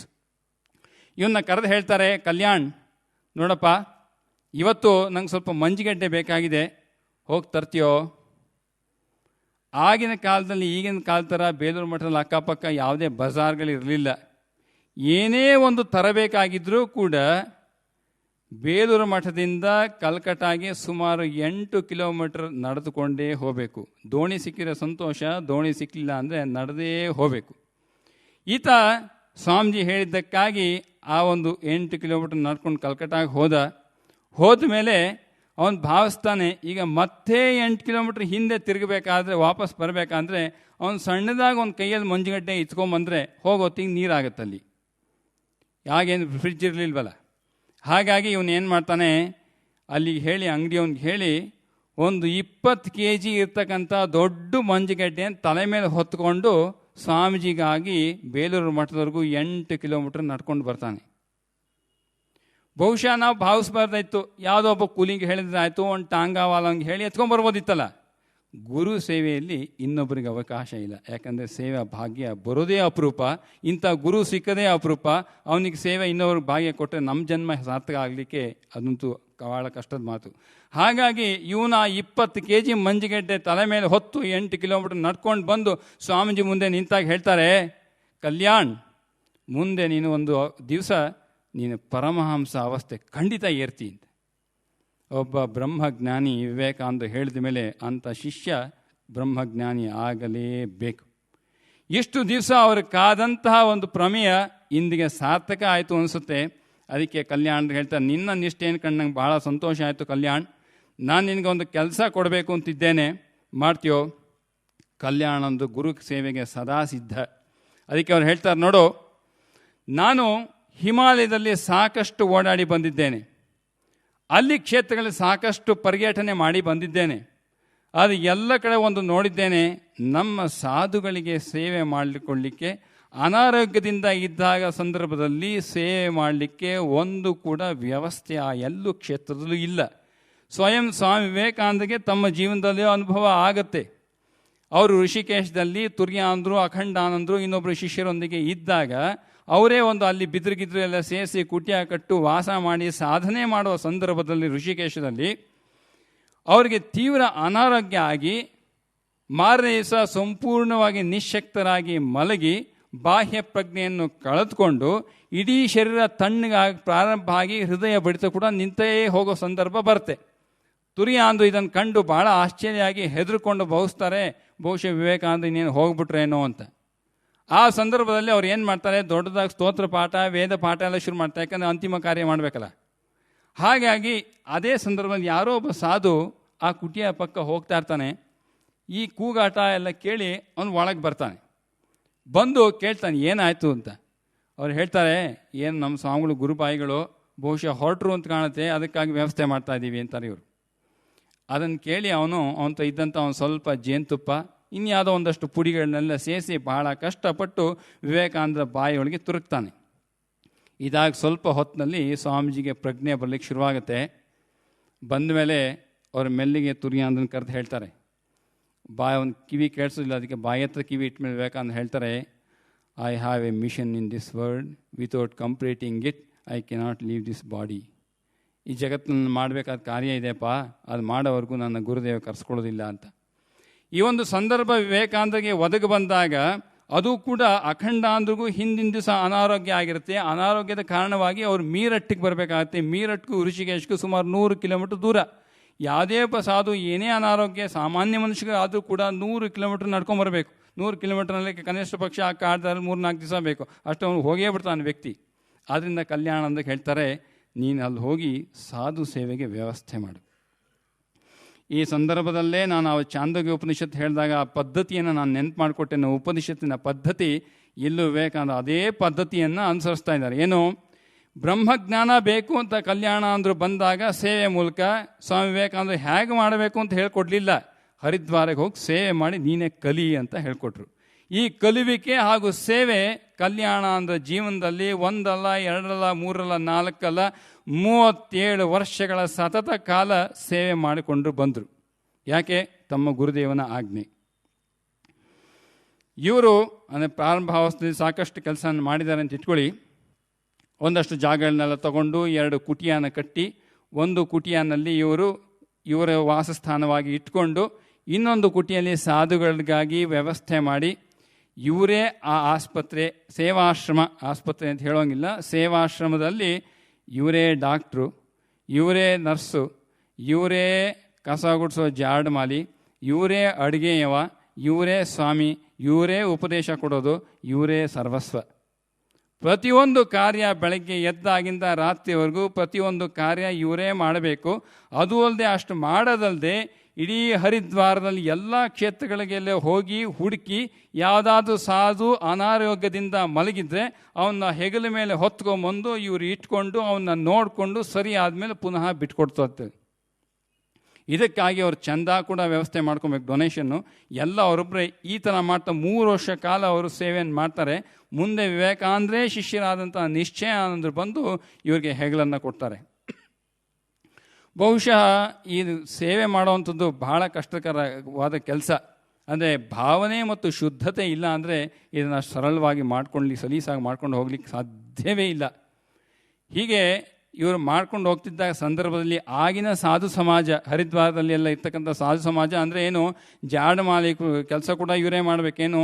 ಕೆಲವರೆಲ್ಲ ಶುಚಿ ಅಶುಚಿ ಎಲ್ಲ ಇರೋದಿಲ್ಲ ಈ ಆಸ್ಪತ್ರೆಯಲ್ಲೆಲ್ಲ. ಏನು ಅಂದರೆ ಎಲ್ಲ ಮೈಯಲ್ಲೇ ಎಲ್ಲ ಆಗೋದರಿಂದ ಅದನ್ನೂ ಎಲ್ಲ ತೊಳೆದು ಒರೆಸಿ ಒಂದು ತಾಯಿ ತನ್ನ ಮಗುವಿಗೆ ಯಾವುದೇ ಹೇಸಿಗೆ ಭಾವನೆ ಇಲ್ಲದೆ ಶುದ್ಧತೆಯನ್ನು ಮಾಡ್ತಾಳೋ ಅದೇ ಥರ ಈ ಸನ್ಯಾಸಿ ಪ್ರತಿಯೊಬ್ಬ ರೋಗಿಯೂ ಯಾವುದೇ ಹೇಸಿಗೆ ಭಾವನೆ ಇಲ್ಲದೆ ಸೇವೆ ಮಾಡ್ಕೊಂಡು ಬರ್ತಾ ಇರ್ತಾರೆ. ಇದನ್ನು ಕಂಡು ಅಲ್ಲಿನ ಸಾಧು ಸಮಾಜ ಏನು ಅದ್ಭುತವಾದ ವಾಕ್ಯ ಹೇಳ್ತಾರೆ ಅಂದರೆ, ಭಂಗಿ ಸಾಧು, ಇಂಗ್ಲೀಷ್ನಲ್ಲಿ ಹೇಳಬೇಕಂದ್ರೆ ಸ್ಕ್ಯಾವೆಂಜರ್ ಅಂತ ಅಡ್ಡ ಹೆಸರು ಕೊಡ್ತಾರೆ ಇವ್ರಿಗೆ. ಯಾಕೆ? ಒಬ್ಬ ಸನ್ಯಾಸಿ ಕಾಡಲ್ಲಿ ಕೂತು ಚಿಂತನೆ ಮಾಡಬೇಕೇನೋ, ನಾನು ಬ್ರಹ್ಮ ಜಗತ್ ಮಿಥ್ಯೆ, ನಾನು ಬ್ರಹ್ಮ ಜಗತ್ ಮಿಥ್ಯೆ ಅಂತ ಚಿಂತನೆ ಮಾಡುವಂಥ ಸಂದರ್ಭ.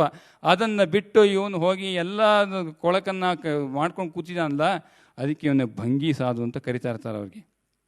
ಇದೆಲ್ಲ ಮಾತು ಅಂತ ಇಟ್ಕೊಳ್ಳಿ. ಅಂದರೆ ನಾನು ಹೇಳ್ತಿದ್ದು ಎಂಥ revolutionary idea of Swami Vivekananda ಅಂತ ಹೇಳೋಕ್ಕೆ ಈ ಮಾತನ್ನೆಲ್ಲ ತರ್ತಾಯಿನಿ. ಅಂದರೆ ಮುಂದೆ ಅಲ್ಲಿ ಕೈಲಾಸ ಆಶ್ರಮದಲ್ಲಿ ಸ್ವಾಮಿ ಧನರಾಜಗಿರಿ ಅನ್ನೋರು ಬಂದು ಇವರಿಗೆಲ್ಲ ಬಹಳ ಒಂದು ಸ್ಥಾನ ಕೊಟ್ಟು ಅಲ್ಲಿ ಸಾಧುಗಳಿಗೆಲ್ಲ ಮನೆ ಹೇಳಿ ವಿಚಾರ ಮಾಡಿದ ಮೇಲೆ ಸಾಧು ಸಮಾಜ ಒಪ್ಕೊಳ್ಳೋಕೆ ಶುರು ಮಾಡುತ್ತೆ. ಅಲ್ಲಿಂದ ಶುರು ಮಾಡಿದಂಥ ಸೇವಾಶ್ರಮ ಇವತ್ತು ನಮ್ಮ ಕಂಕಲ್ ಆಶ್ರಮದಲ್ಲಿ 250 ಮಲ್ಟಿ ಸ್ಪೆಷಾಲಿಟಿ ಹಾಸ್ಪಿಟ್ಲ್ ಆಗಿ ಇವತ್ತು ಬೆಳೆದು ನಿಂತಿದೆ. ಇವತ್ತೂ ಕೂಡ ನೀವು ಕಂಕಲ್ ಆಶ್ರಮಕ್ಕೆ ಹೋದರೆ ಅದೆಲ್ಲ ಕಲ್ಯಾಣದ ಮಾಡಿದಂಥ ಸೇವೆಯನ್ನು ಕಣ್ಣಾರೆ ನೀವು ಕೂಡ ಕಾಣಬಹುದು. ಇದೇ ಆಸ್ಪತ್ರೆಯಲ್ಲಿ ಕಲ್ಯಾಣ, ನಾನು ಎಲ್ಲ ಸಂಕ್ಷಿಪ್ತವಾಗಿ ಮೇಲ್ಮೇಲೆ ಹೇಳ್ಕೊಂಡು ಹೋಗ್ತಾ ಇದ್ದೀನಿ. ಒಂದು ಘಟನೆ ಕೂಡ ಬರುತ್ತೆ. ಇವರ ಹೃದಯವಂತಿಕೆಯನ್ನು ಕಾಣುವಂಥ ಒಂದು ಸಂದರ್ಭ ಬರುತ್ತೆ. ಇದೆಲ್ಲ ಆಸ್ಪತ್ರೆಯೆಲ್ಲ ಬೆಳೆದು ಸೇವಾಶ್ರಮ ಬೆಳೆದು ಸಾಕಷ್ಟು ಬೆಳೆದ ನಂತರ ವೈದ್ಯರು ಎಲ್ಲರ ಬಂದ ಮೇಲೆ ಆದಂಥ ಈ ಘಟನೆ. ಒಂದು ದಿವಸ ಹೀಗೆ ಯಾರೋ ಒಬ್ಬರು ಅನಾರೋಗ್ಯ ಆಗಿದ್ದಾರೆ. ಯಾರೋ ಇಬ್ಬರು ವ್ಯಕ್ತಿ ಆ ವ್ಯಕ್ತಿಯನ್ನು ಕರ್ಕೊಂಬಂದು ಸುಮಾರು 12-12 ಸಮಯಕ್ಕೆ ಬಂದಿಯಾನ ಆಸ್ಪತ್ರೆಗೆ ಆ ಸಮಯಕ್ಕೆ ಬಂದಾಗ ಬಹುಶಃ ಯಾರೂ ವೈದ್ಯರು ಇರಲಿಲ್ಲ ಅಂತ ಕಾಣುತ್ತೆ. ಅಲ್ಲೇ ಎದುರುಗಡೆ ರಸ್ತೆಯಲ್ಲಿ ಮಲಗಿಸಿ ಹೋಗ್ಬಿಡ್ತಾರೆ ಅವರು. ಅಷ್ಟು ಯಾರೋ ಹೋಗ್ರಿ ಕಲ್ಯಾಣಂದ್ರಿಗೆ ಹೇಳ್ತಾರೆ, ಯಾರೋ ಒಬ್ಬನ್ನ ರಸ್ತೆಯಲ್ಲಿ ಯಾರೋ ಮಲಗಿಸಿ ಹೋಗ್ಬಿಟ್ಟಿದ್ದಾರೆ, ಬಹುಶಃ ಅನಾರೋಗ್ಯ ಅಂತ ಕಾಣುತ್ತೆ, ಚೆನ್ನಾಗಿಲ್ಲ ಅಂತ ಕಾಣುತ್ತೆ ಅಂತ. ಅವರು ತಕ್ಷಣ ವೈದ್ಯನ ಕಳಿಸ್ತಾರೆ, ಏನಾಗಿದೆ ಮೊದಲು ನೋಡು ಅವ್ರನ್ನ ಅಂತ. ವೈದ್ಯರೆಲ್ಲ ಬಂದು ವ್ಯಕ್ತಿಯನ್ನು ಪರಿಶೀಲನೆ ಮಾಡಿ ನೋಡಿದ ಮೇಲೆ ವೈದ್ಯರು ಹೇಳ್ತಾರೆ, ಸ್ವಾಮೀಜಿ ಬಹುಶಃ ಹೆಚ್ಚಂದರೆ ಏನೊಂದು 3 ಗಂಟೆ ಕಾಲ ಅವನು ಬದುಕ್ಬೋದು ಸ್ವಾಮೀಜಿ, ಅಷ್ಟೇ. ಆದ್ದರಿಂದ ಇವನ್ನ ನಮ್ಮ ಸೇವಾಶ್ರಮಕ್ಕೆ ದಾಖಲೆ ಮಾಡೋವಂಥ ಅವಶ್ಯಕತೆ ಬೇಕಿಲ್ಲ, ಸಾಕು ಅವನು ಅಲ್ಲೇ ಬಿಟ್ಟರೆ ಅಲ್ಲೇ ಹೋಗ್ಬಿಡ್ತಾನೆ, ನಮಗದರ ಅವಶ್ಯಕತೆ ಇಲ್ಲ, ಸುಮ್ಮನೆ ಯಾಕೆ ಶುಶ್ರೂಷೆ ಮಾಡೋದು. ಅದಕ್ಕೆ ಕಲ್ಯಾಣ ಅಂದರೆ ಹೇಳ್ತಾರಂತೆ, ಹಾಗಾದರೆ ಒಂದು ಕೆಲಸ ಮಾಡು, ಅವನು ಒಳಗಡೆ ದಾಖಲೆ ಮಾಡು. ಇವ್ರು ಇನ್ನೇನು ಮಾಡೋದು, ಸ್ವಾಮೀಜಿ ಹೇಳಿದ ಮೇಲೆ ಕರ್ಕೊಂಬರ್ತಾರೆ, ಅವನಿಗಾಗಿ ಎಲ್ಲ ವ್ಯವಸ್ಥೆ ಮಾಡ್ತಾರೆ, ಚೆನ್ನಾಗಿ ನೋಡ್ಕೊಳ್ತಾರೆ, ಶುಶ್ರೂಷೆ ಮಾಡ್ತಾರೆ. ಎಲ್ಲ ಮಾಡಿದ ಮೇಲೆ ಇನ್ನೊಂದು 3 ಗಂಟೆ ಆದಮೇಲೆ ಅವನು ತೀರೇ ಬಿಡ್ತಾನೆ. ಅವನ ಶರೀರ ಬಿಟ್ಟ ಮೇಲೆ ಇವರೇ ಸ್ವಯಂ ಅವನ ಅಂತಿಮ ಕಾರ್ಯ ಕೂಡ ವ್ಯವಸ್ಥೆ ಮಾಡ್ತಾರೆ. ಮುಂಚೆ ಅವರು ಈ ಸೇವಾಶ್ರಮ ದೊಡ್ಡದಾಗಿ ಬೆಳೆಯಕ್ಕಿಂತ ಮುಂಚೆ ಇವರು ನಿಶ್ಚಯ ಅಂದರು, ಯಾವುದೇ ಸಾಧು ಕರ್ಕೊಂಬಂದು, ಸಾಧುಗಳಿಗೆ ಹೇರೋಳು ಯಾರು ಇರ್ತಾರೆ, ತಂದೆ ತಾಯಿ ಯಾರು ಇರೋದಿಲ್ಲ, ಎಲ್ಲ ಬಿಟ್ಟು ಬಂದಿರ್ತಾರಲ್ಲ, ಅವನು ಹೋದ್ಮೇಲೆ ಅವನ ಅಂತಿಮ ಕಾರ್ಯ ಕೂಡ ಇವರೇ ಮಾಡಿ ಆಮೇಲೆ ಸೇವಾಶ್ರಮಕ್ಕೆ ಹಿಂತಿರುಗಿ ಬರ್ತಾಯಿದ್ರು. ಎಲ್ಲ ಕೆಲಸವನ್ನು ಇವರೇ ಮಾಡುವಂಥದ್ದಲ್ಲ. ಈಗಲೂ ಕೂಡ ಅವನಿಗೆಲ್ಲ ವ್ಯವಸ್ಥೆ ಮಾಡಿದ ಮೇಲೆ ಈ ವೈದ್ಯರಿಗೊಂದು ಆಶ್ಚರ್ಯ ಆಗುತ್ತೆ, ಅಲ್ಲ ನಾನು ನಿಮ್ಗೆ ಹೇಳಿದ್ವೋ ಇಲ್ವಾ 3 ಗಂಟೆ ಆದಮೇಲೆ ಅವನು ಇರೋದಿಲ್ಲ ಅಂತ. ಆದರೂ ಕೂಡ ಅವನ್ನ ಇಲ್ಲಿ ಕರ್ಕೊಂಬಂದು ಸೇರಿಸುವಂಥ ಸಂದರ್ಭ ಪ್ರಮೇಯ ಏನಕ್ಕೆ ಬೇಕಿತ್ತು. ಅದಕ್ಕೆ ಕಲ್ಯಾಣ ಅಂದರೆ ಹೇಳ್ತಾರೆ, ನೋಡಪ್ಪ, ರಸ್ತೆಯಲ್ಲಿ ನಾಯಿ ಕೂಡ ಹಾಗೆ ಸಾಯುವಂಥದ್ದು, ಯಾರು ಕೇಳೋರಿರೋದಿಲ್ಲ. ಅದಕ್ಕೆ ಶರೀರ ಹೋಗೋತ್ತಿಗೆ ನಾಯಿ ಕೂಡ ರಸ್ತೆಯಲ್ಲಿ ಯಾರು ಕೇಳದೆ ಸಾಯುವಂಥದ್ದು. ನನ್ನ ಕಣ್ಣು ಎದುರುಗಡೆ ಒಬ್ಬ ವ್ಯಕ್ತಿಯಲ್ಲ, ಜೀವ ಅಲ್ಲ, ಸಾಕ್ಷಾತ್ ಪರಮಾತ್ಮ ಇಂಥ ಒಂದು ಅವಸ್ಥೆಯಲ್ಲಿ ಬೀದಿನಲ್ಲಿ ಪ್ರಾಣಿಗಳ ಜೀವ ಬಿಡುವಂಥದ್ದನ್ನು ನಾನು ಕಾಣಲಾರೆ. ಸ್ವಾಮಿ ವಿವೇಕಾನಂದರ ಕ್ಷೇತ್ರವಾದ ಈ ಸೇವಾಶ್ರಮದಲ್ಲಿ ಪರಮಾತ್ಮನ ಹೆಸರು ಹೇಳಿಕೊಂಡು ಸನ್ಯಾಸಿಗಳ ಬಳಿಯಲ್ಲಿ ಸಾವನ್ನು ಕಾಣಲಿ ಅನ್ನೋ ಆಸೆಯಿಂದ ಅವನ್ನ ಇಲ್ಲಿ ಇಟ್ಕೊಂಡಿದ್ದು ಅಂತ ಹೇಳ್ತಾರೆ. ಹೀಗೆ ಅವರು ಸಾಕಷ್ಟು ವರ್ಷ ಸೇವಾ ಕಾರ್ಯ ಎಲ್ಲ ಮಾಡಿಕೊಂಡು ಬರ್ತಾ ಇರ್ತಾರೆ. ಸುಮಾರು 1937ನೇ ಇಸ್ವಿ ಇದೇ ಸಂದರ್ಭದಲ್ಲಿ ಇಲ್ಲಿ ಬೇಲೂರು ಮಠದಲ್ಲಿ ವಿವೇಕಾನಂದರ ಆಸೆಯ ಮೇರೆಗೆ ವಿವೇಕಾನಂದರ ರೀತಿಯಲ್ಲೇ ಶ್ರೀರಾಮಕೃಷ್ಣ ಒಂದು ಯೂನಿವರ್ಸಲ್ ಟೆಂಪಲ್, ವಿಶ್ವ ಭಾವೈಕ್ಯ ಮಂದಿರವನ್ನು ಬೇಲೂರು ಮಠದಲ್ಲಿ ಸ್ವಾಮಿ ವಿಜ್ಞಾನಾನಂದರು ಕಟ್ಟಿಸುತ್ತಾರೆ. ಅದರ ಉದ್ಘಾಟನಾ ಸಮಾರಂಭ ಪ್ರಾರಂಭ ಆಗಬೇಕಾಗಿರುತ್ತೆ ಸಂಕ್ರಾಂತಿಗೆ. ಅದಕ್ಕಾಗಿ ವಿಜ್ಞಾನಾನಂದರೇ ಸ್ವತಃ ಒಂದು ಪತ್ರವನ್ನು ಬರೀತಾರೆ ಕಲ್ಯಾಣಾನಂದರಿಗೆ. ನೋಡಪ್ಪ, ನೀನು ಸ್ವಾಮಿ ವಿವೇಕಾನಂದರ ಅದ್ಭುತ ಶಿಷ್ಯರಲ್ಲಿ ಒಬ್ಬರಾದವು. ನೀನು ವಿವೇಕಾನಂದ ಶಿಷ್ಯರಾದಮೇಲೆ ಈ ಬೇಲೂರು ಮಠದ ಈ ದೇವಸ್ಥಾನದ ಕಾರ್ಯಕ್ಕೆ, ಈ ಉದ್ಘಾಟನಾ ಸಮಾರಂಭಕ್ಕೆ ನೀನು ಬಂದರೆ ಸ್ವಾಮೀಜಿಗೆ ಬಹಳ ಖುಷಿಯಾಗತ್ತೆ. ಅದರಿಂದ ನೀನು ಬರಲೇಬೇಕು ಅಂತ ಪತ್ರವನ್ನು ಕರೆದು ಆಮಂತ್ರಣವನ್ನು ಕಳಿಸ್ಕೊಡ್ತಾರೆ. ಯಾರು? ಶ್ರೀರಾಮಕೃಷ್ಣ ಶಿಷ್ಯರಾದ ಸ್ವಾಮಿ ವಿಜ್ಞಾನಾನಂದರು. ಇಷ್ಟೆಲ್ಲ ಪತ್ರ ಕಳಿಸಿದ್ರೂ ಕೂಡ ಸ್ವಾಮಿ ಕಲ್ಯಾಣ ಅಂದರು ಮಾತ್ರ ಬೇಲೂರು ಮಠಕ್ಕೆ ಆ ಕಾರ್ಯಕ್ರಮಕ್ಕೆ ಬರುವುದೇ ಇಲ್ಲ. ಎಲ್ಲರಿಗೂ ಆಶ್ಚರ್ಯ ಆಗುತ್ತೆ. ಬೇಲೂರು ಮಠ ಸ್ವಾಮಿ ವಿವೇಕಾನಂದರ ಕ್ಷೇತ್ರ. ಈ ಕ್ಷೇತ್ರಕ್ಕೆ ಈತ ಬರದೇ ಹೋದ್ನಲ್ಲ, ಯಾಕಿರ್ಬೋದು? ಅದಕ್ಕೆ ಕಲ್ಯಾಣಾನಂದರು ಮುಂದೆ ಒಂದು ವಾಕ್ಯ ಹೇಳ್ತಾರೆ. ಈತನನ್ನು ಕಲ್ಯಾಣಾನಂದರನ್ನ ಕಂಕಲ್ಗೆ ಕಳಿಸುವ ಮುನ್ನ ಸ್ವಾಮಿ ವಿವೇಕಾನಂದ ಒಂದು ವಾಕ್ಯವನ್ನು ಅವನಿಗೆ ಹೇಳಿರ್ತಾರೆ. Kalyan, you forget Bengal. ಬೆಂಗಾಲವನ್ನು ಮರೆತು ಬಿಡು, ನಿನ್ನ ಕ್ಷೇಮ ಕ್ಷೇತ್ರ ಕಂಕಲ್. ಆದ್ದರಿಂದ ಆ ವಾಕ್ಯವನ್ನು ಪ್ರತಿಪಾಲನೆ ಮಾಡಲಿಕ್ಕಾಗಿ 37 ವರ್ಷ ಒಂದೇ ಕ್ಷೇತ್ರದಲ್ಲಿ ಇದ್ದು ಕೊನೆಯಲ್ಲಿ ತಾಯಿಯ ಹೆಸರನ್ನು ಹೇಳ್ತಾ ಅದೇ ಕ್ಷೇತ್ರದಲ್ಲಿ ತಮ್ಮ ಜೀವವನ್ನು ಬಿಡ್ತಾರೆ. ಇದು ಸ್ವಾಮಿ ಕಲ್ಯಾಣಾನಂದರು. ಅವ್ರಿಗೆ ಇನ್ನೊಂದು ವಾಕ್ಯವನ್ನು ಹೇಳ್ತಾರೆ. C Kalyan, service and meditation should go hand in hand. ಧ್ಯಾನ ಮತ್ತು ಸೇವೆ ಎರಡು ಒಟ್ಟಿಗೆ ಹೋಗಬೇಕು. ಅದಕ್ಕಾಗಿ ಅವರು ತಮ್ಮ ಜೊತೆಗಿದ್ದಂತಹ ಸನ್ಯಾಸಿ ಶಿಷ್ಯರು ಮತ್ತು ಬ್ರಹ್ಮಚಾರಿಗೆ ಮುಂದೆ ಬಂದಂಥವ್ರಿಗೆ ಹೇಳ್ತಾರೆ, ಈಗಲೂ ಕೂಡ ನೀವು ಸೇವಾಶ್ರಮಕ್ಕೆ ಹೋಗಿ ನೋಡಿದ್ರೆ ಈ ಗೇಟಿಂದ ಒಳಗೆ ಹೋಗ್ತಿದ್ದಂಗೆ ಮೊದಲು ಸಿಗೋದು ದೇವಸ್ಥಾನ, ಅಲ್ಲಿಂದ ಸ್ವಲ್ಪ ಒಳಗೆ ಹೋದರೆ ಆಫೀಸು, ಅದರಿಂದ ಹಿಂದೆ ದೇವಸ್ಥಾನ, ಮೊದಲು ಇರತಕ್ಕಂಥ ಆಸ್ಪತ್ರೆ, ನಂತರ ಆಫೀಸು, ಅದರ ಹಿಂದೆ ದೇವಸ್ಥಾನ, ದೇವಸ್ಥಾನದಿಂದ ಸಾಧು ನಿವಾಸ, ಎಲ್ಲ ಒಟ್ಟಿಗೆ ಇದೆ. ಅದಕ್ಕೆ ಹೇಳ್ತಾರೆ, ದೇವಸ್ಥಾನಕ್ಕೆ ಹೋಗ್ಬೇಕಾದ್ರೆ ನಾವು ನಮ್ಮ ಕೈನಲ್ಲಿ ಹೂವು ಹಣ್ಣು ಎಲ್ಲ ತೊಗೊಂಡು ಹೋಗ್ತೇವೆ. ಯಾಕೆ? ಅಲ್ಲಿ ಪ್ರತಿಷ್ಠಾಪನೆ ಮಾಡಿದಂತಹ ಶ್ರೀರಾಮಕೃಷ್ಣರಿಗೆ ಆರಾಧನೆ ಮಾಡಲಿಕ್ಕೆ ಇದರೆಲ್ಲ ಅವಶ್ಯಕ. ಹಾಗೇನೇ ನೀನು ಈ ಆಸ್ಪತ್ರೆ ಸೇವಾಶ್ರಮದ ಒಳಗಡೆ ಬಂದಾಗ ಕೈಯಲ್ಲಿರ್ತಕ್ಕಂಥ ಪ್ರತಿಯೊಂದು ಮಾತ್ರೆ ಆಗ್ಬೋದು, IV ಫ್ಲೂಯಿಡ್ ಆಗ್ಬೋದು, ಒಂದು ಬೆಡ್ ಪ್ಯಾನ್ ಆಗ್ಬೋದು, ಪ್ರತಿಯೊಂದು ಕೂಡ ಆ ಜೀವಿನಲ್ಲಿ ಇರ್ತಕ್ಕಂಥ ಸಾಕ್ಷಾತ್ ನಾರಾಯಣನ ಪೂಜೆಗೆ ಹೊತ್ತು ಹೋಗುತ್ತಿದ್ದೆ ಅಂತ ಭಾವಿಸಿ ಇಲ್ಲಿ ಸೇವೆ ಮಾಡದಿದ್ರೆ ಇರು ಅಂತ ಅವರ ವಾಣಿ ಸದಾ ಅವ್ರ ಜೊತೆಗೆ ಇರ್ತಕ್ಕಂಥ ಬ್ರಹ್ಮಚಾರಿಗಳಿಗೆ ಹೇಳ್ತಾ ಇದ್ರು ಅವರು. ಇದು ಸ್ವಾಮಿ ಕಲ್ಯಾಣ ಅಂದರು. ಹಾಗೆ ಇನ್ನೊಂದು 20 ನಿಮಿಷ ಇರೋದ್ರಿಂದ ನಾನು ನಿಶ್ಚಯಾನಂದ್ರ ಬಗ್ಗೆ ಹೇಳಬೇಕು ಅಂತ ಹೇಳಿದೆ. ಅವ್ರ ಬಗ್ಗೆ ಒಂದು 20 ನಿಮಿಷ ನಿಶ್ಚಯಾನಂದ್ರ ಬಗ್ಗೆ ಹೇಳಿಬಿಟ್ಟು ನನ್ನ ಮಾತನ್ನು ಮುಗಿಸ್ಕೊಳ್ತೀನಿ. ಈತ ಕೂಡ ಸ್ವಾಮಿ ನಿಶ್ಚಯಾನಂದರು ಕೂಡ ಪ್ರಪ್ರಥಮವಾಗಿ ಸ್ವಾಮಿ ವಿವೇಕಾನಂದರನ್ನ ಕಂಡದ್ದು ಮಡ್ರಾಸ್ನಲ್ಲಿ, Chennai.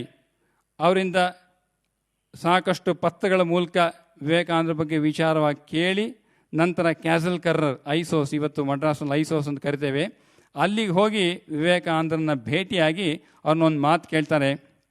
Swamiji, I want to become a monk, ನಾನೊಬ್ಬ ಸನ್ಯಾಸಿ ಆಗಬೇಕು ಅಂತ. ಅದಕ್ಕೆ ಇವರು ಹೇಳ್ತಾರೆ, ಈ ನಿಶ್ಚಯಾನಂದ್ರ ಮುಂಚಿನ ಹೆಸರು ಸೂರಜ್ ರಾವ್. ಅದಕ್ಕೆ ಸ್ವಾಮೀಜಿ ಹೇಳ್ತಾರೆ, ಈಗ ಬೇಡ, ಕಲ್ಕಟ್ಟಾಲ್ಲಿ ನೋಡೋಣ. ಹೀಗೆ ಹೇಳಿ ಇವನು ಸೈನ್ಯದಲ್ಲಿ ಕೆಲಸ ಮಾಡ್ತಂಥ ಒಬ್ಬ ಸೈನಿಕ. ಸ್ವಾಮೀಜಿ ವಾಣಿಯನ್ನು ಹೊತ್ತು ಪ್ರತಿನಿತ್ಯ ಧ್ಯಾನ ಮಾಡ್ತಾನೆ. ಎಂದಿಗೆ ನಾ ಕಲ್ಕಟ್ಟಾಗೆ ಹೋದೆ, ಎಂದಿಗೆ ನಾ ಕಲ್ಕಟ್ಟಾಗೆ ಹೋಗಬಹುದು, ಸ್ವಾಮೀಜಿಯನ್ನು ನೋಡಬಹುದು, ಈ ಒಂದು ಆಸೆಯನ್ನು 4 ವರ್ಷ ಹೊತ್ತು ತಿರುಗಾಡ್ತಾರೆ ಅವರು. 1897ನೇ ಇಸ್ವಿನಲ್ಲಿ ಸ್ವಾಮೀಜಿಯನ್ನು ನೋಡಿದ ಮೇಲೆ ಮಡ್ರಾಸ್ನಲ್ಲಿ 901ನೇ ಇಸ್ವಿನಲ್ಲಿ ಮತ್ತೆ ಬೇಲೂರು ಮಠದಲ್ಲಿ ಅವ್ರು ನೋಡುವಂಥ ಪ್ರಸಂಗ ಬರುತ್ತೆ. ಅಲ್ಲಿ ಸೀದಾ ಇಲ್ಲಿನ ದಕ್ಷಿಣ ಭಾರತದಿಂದ ಅಲ್ಲಿಗೆ ಬೇಲೂರು ಮಠಕ್ಕೆ ಹೋಗಿ ಸ್ವಾಮೀಜಿನ ಕಂಡಕ್ಕೆ ಅವ್ರ ಕೆಳಗಡೆ ಹೋದಾಗ, ಅವ್ರ ಕೋಣೆ ಕೆಳಗಡೆ ಇವರು ಹೋಗಿದ್ದ ದಿವಸ ವಿವೇಕಾನಂದಗೆ ಸ್ವಲ್ಪ ಅನಾರೋಗ್ಯ.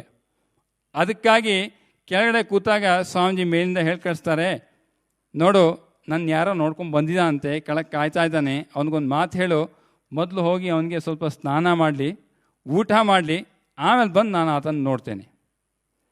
ಅದಕ್ಕೆ ಈತ ಹೇಳ್ತಾನೆ, ಸೂರಜ್ ರಾವ್ ಅವ್ರಿಗೆ ಸ್ವಾಮೀಜಿಯವ್ರಿಗೆ ಹೇಳಿ, ನಾನು ಊಟ ಮಾಡಲಿಕ್ಕೂ ಬರಲಿಲ್ಲ, ಸ್ನಾನ ಮಾಡಲಿಕ್ಕೂ ಬರಲಿಲ್ಲ, ಸ್ವಾಮೀಜಿ ನೋಡ್ಲಿಕ್ಕೆ ಬಂದಿದ್ದೇನೆ.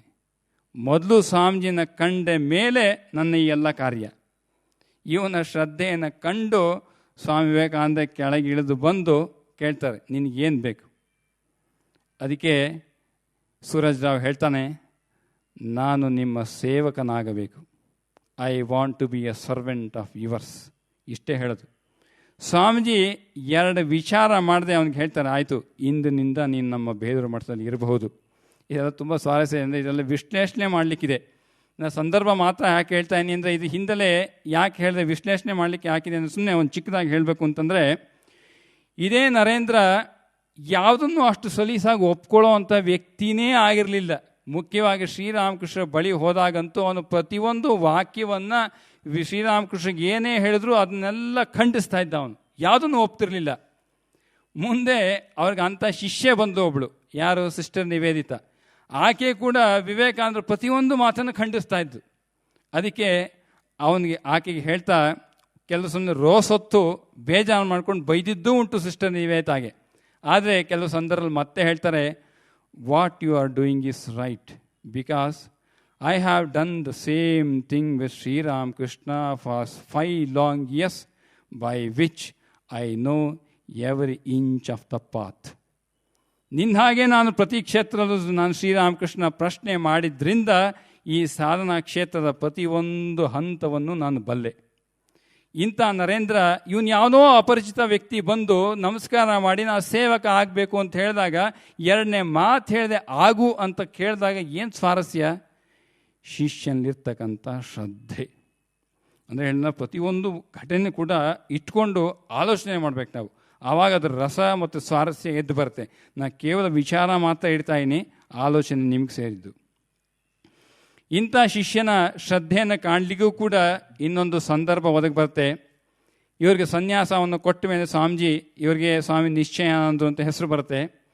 ಇವನಿಗೆ ಹೇಳಿ ಕಳಿಸ್ತಾರೆ, ನೋಡು ನಿಶ್ಚಯ್, ನಿನಗೊಂದು ಕೆಲಸ ಕೊಡ್ತೇನೆ. ದಕ್ಷಿಣೇಶ್ವರದಿಂದ ಸ್ವಲ್ಪ ದೂರದಲ್ಲಿ ಒಂದು ಹಳ್ಳಿ ಇದೆ. ಅಲ್ಲಿ ಭಾಳ ಒಳ್ಳೆಯ ಹಸುಗಳು ಸಿಗ್ತವೆ. ನಮ್ಮ ಆಶ್ರಮಕ್ಕೆ ಈ ಸಾಧು ಸನ್ಯಾಸಿಗಳು ನೋಡ್ಕೊಳ್ಳಿಕ್ಕೆ ಕೆಲವು ಹಸು ಬೇಕು, ಯಾಕಂದರೆ ಹಾಲು ಬೇಕಲ್ವಾ. ಅದಕ್ಕಾಗಿ ನೀನು ಹೋಗಿ ಹಸುವನ್ನು ಕೊಂಡ್ಕೊಂಬ ಅಂತ. ಆಮೇಲೆ ತರೋ ಹೊತ್ತಿಗೆ ಸಂದರ್ಭದಲ್ಲಿ ಒಂದಂತೂ ನೆನ್ಪಿಟ್ಕೋ, ಏನಂದರೆ ಅದರ ಹಗ್ಗವನ್ನು ಮಾತ್ರ ನೀವು ಬಿಡುವಾಗಿಲ್ಲ. ನೀನು ಆ ಮೂಗ್ದಾರ ಅಂದ್ಬಿಟ್ರೆ ಅದು ಎಲ್ಲೆಲ್ಲೋ ಓಡಿ ಹೋಗ್ಬಿಡುತ್ತೆ, ಆಮೇಲೆ ನಮ್ಗೆ ಸಿಕ್ಕೋದಿಲ್ಲ. ನೀನು ತರೋ ಹೊತ್ತಿಗೆ ಹಗ್ಗವನ್ನು ಮಾತ್ರ ಗಟ್ಟಿಯಾಗಿ ಇಟ್ಕೊಂಡಿರು ಅಂತ. ಇದು ಗುರುವಾಣಿ. ನಿಶ್ಚಯ ಅಂದರು. ಇಲ್ಲಿಂದ ಹೊರಟರು ಬೇಲೂರು ಮಠದಿಂದ ದಕ್ಷಿಣೇಶ್ವರ ಹಳ್ಳಿಗೆ ಹೋದರು. ಹಸುವನ್ನು ಕೊಂಡ್ಕೊಂಡ್ರು. ಹಸುವನ್ನು ಕೊಂಡ್ಕೊಂಡ್ಮೇಲೆ ಅವ್ರಿಗೆ ಬರೋ ಹೊತ್ತಿಗೊಂದು ದೋಣಿ ಕೂಡ ಸಿಗುತ್ತೆ. ದೋಣಿ ಹತ್ತಿದ್ದಾಯಿತು. ಆಗ ಮಳೆಗಾಲ, ಬಂಗಾಳದಲ್ಲಿ ಮಳೆಗಾಲ. ಈ ಗಂಗಾ ನದಿ ಸಾಕಷ್ಟು ಪ್ರವಾಹ ಇದರಲ್ಲಿದೆ, ಸಾಕಷ್ಟು ನೀರು ತುಂಬಿಕೊಂಡಿದೆ. ಮಧ್ಯೆ ಜೋರ ಗಾಳಿ ಬೇರೆ ಬೀಸ್ತಾ ಇದೆಯೋ. ಹೊರಟ ಮೇಲೆ ನೀರು ಅಲ್ಲೋಲ ಕಲ್ಲೋಲ ಆಗಲಿಕ್ಕೆ ಪ್ರಾರಂಭ ಆಯಿತು. ದೋಣಿ ಕೂಡ ಆ ಕಡೆ ಈ ಕಡೆ ಅಲ್ಲಾಡ್ತಾ ಇದೆ. ಇವರೇನೋ ಹಸುವನ್ನು ಹಿಡ್ಕೊಂಡು ಕೂತಿದ್ದಾರೆ, ಆದರೆ ಹಸುಗೆ ಮಾತ್ರ ಭಯ ಶುರುವಾಗಿದೆ. ಈ ಸಂದರ್ಭದಲ್ಲಿ ಹಸು ಏನು ಮಾಡ್ತದೋ ಪಾಪ ಗಾಬರಿಗೊಂಡು ನೀರಿಗೆ ಹಾರಿಬಿಡ್ತದೆ. ಈ ನಿಶ್ಚಯ ಅಂದರೆ ಏನು ಮಾಡಿದ್ರು, ಅದ್ರ ಜೊತೆಗೆ ಇವರು ಹಾರಿದ್ರು. ಈ ಪ್ರವಾಹದಲ್ಲಿ ಕೊಚ್ಕೊಂಡು ಎಷ್ಟೋ ದೂರ ಇಬ್ಬರು ಹಾಗೆ ಹೋಗ್ಬಿಡ್ತಾರೆ. ಇವ್ರ ಜೊತೆಗೆ ಇನ್ನೂ ಕೂಡ ಇಬ್ಬರು ಸನ್ಯಾಸಿಗಳು ಬಂದಿರ್ತಾರೆ. ಅವರು ದೋಣಿಯಿಂದ ವಾಪಸ್ ಹೋಗಿ ಬೇಲೂರು ಮಠಕ್ಕೆ ಹೋಗಿ ಅಲ್ಲಿ ವಿವೇಕಾನಂದ ವಿಚಾರ್ತಿರ್ತಾರೆ. ಬಹುಶಃ ನಿಶ್ಚಯ ಅಂದರೆ ಬರ್ತಾರೋ ಇಲ್ಲೋ ನಮಗೇನು ಖಾತ್ರಿ ಇಲ್ಲ, ಹಸು ಜೊತೆ ಅವರು ನೀರಲ್ಲಿ ಹೋಗಿ ಆಯಿತು ಅಂತ. ವಿವೇಕಾನಂದಕ್ಕೆ ಭಾಳ ಆಶ್ಚರ್ಯ ಆಯಿತು, ಹೆದರಿಕೆ ಆಯಿತು, ಆಲೋಚನೆ ಬಂತು. ಎಂಥ ಕೆಲಸ ಆಯ್ತಪ್ಪ, ಹಸು ತೊಗೊಂಬ ಅಂತ ಹೇಳಿ ಕಳಿಸಿದರೆ ಈ ವ್ಯಕ್ತಿ ನೀರಲ್ಲಿ ಮುಳುಗಿ ಹೋಗೋದೆ, ಎಂಥ ಕೆಲಸ ಆಯಿತು. ಕಡೆಗೆ ಬೇಲೂರು ಮಠದಲ್ಲಿ ಓಡಾಡ್ತಾ ಇರ್ತಾರೆ ಭಾಳ ಚಡಪಡಿಕೆಯಿಂದ, ಆ ಕಡೆಯಿಂದ ಈ ಕಡೆ, ಈ ಕಡೆಯಿಂದ ಆ ಕಡೆ. ಅದೇ ಸಂದರ್ಭದಲ್ಲಿ ದೂರದಲ್ಲಿ ಯಾರೋ ಹಸುವನ್ನು ಕರ್ಕೊಂಡು ಬರ್ತಾ ಇರೋದು ಕಾಣುತ್ತೆ. ಕೊನೆಗೆ ಸ್ವಲ್ಪ ಧೈರ್ಯ ಬರುತ್ತೆ, ನಮ್ಮ ನಿಶ್ಚಯ ಅಂದರೆ ಬರ್ತಾ ಇದ್ದಾರೆ ಅಂತ. ಬಂದ ಮೇಲೆ ಜೋರಾಗಿ ಬೈದು ಹೇಳ್ತಾರೆ, ಸ್ವಾಮೀಜಿ ಏನೋ ನಿಶ್ಚಯ್, ಹಸು ತಾರೋ ಅಂತಂದರೆ ನನಗೇ ಇಂಥ ಒಂದು ಸಂದಿಗ್ಧ ಪರಿಸ್ಥಿತಿ ಅಂತಂದು ಸಾವಿಗೂ ಈಡಾಗುವಂಥ ಪರಿಸ್ಥಿತಿ ಅಂತ ಅಂದ್ಕೊಂಡಿಯಲ್ಲಪ್ಪ, ಎಂಥ ಪರಿಸ್ಥಿತಿ ನಿಂದು, ಸ್ವಲ್ಪ ಬುದ್ಧಿ ಇಲ್ವಾ ನಿನಗೆ? ಅದಕ್ಕೆ ನಿಶ್ಚಯ ಅಂತ ಹೇಳ್ತಾರೆ, ನನಗೆ 2 ಗುರುವಾಕ್ಯ ಬಂದಿತ್ತು. ಒಂದು ಹಸು ತರಬೇಕು ಅಂತ, ಹಸು ತರದೆ ಮಠಕ್ಕೆ ಬರೋ ಹಾಗಿಲ್ಲ, ಯಾಕೆಂದರೆ ಗುರುವಾಕ್ಯ.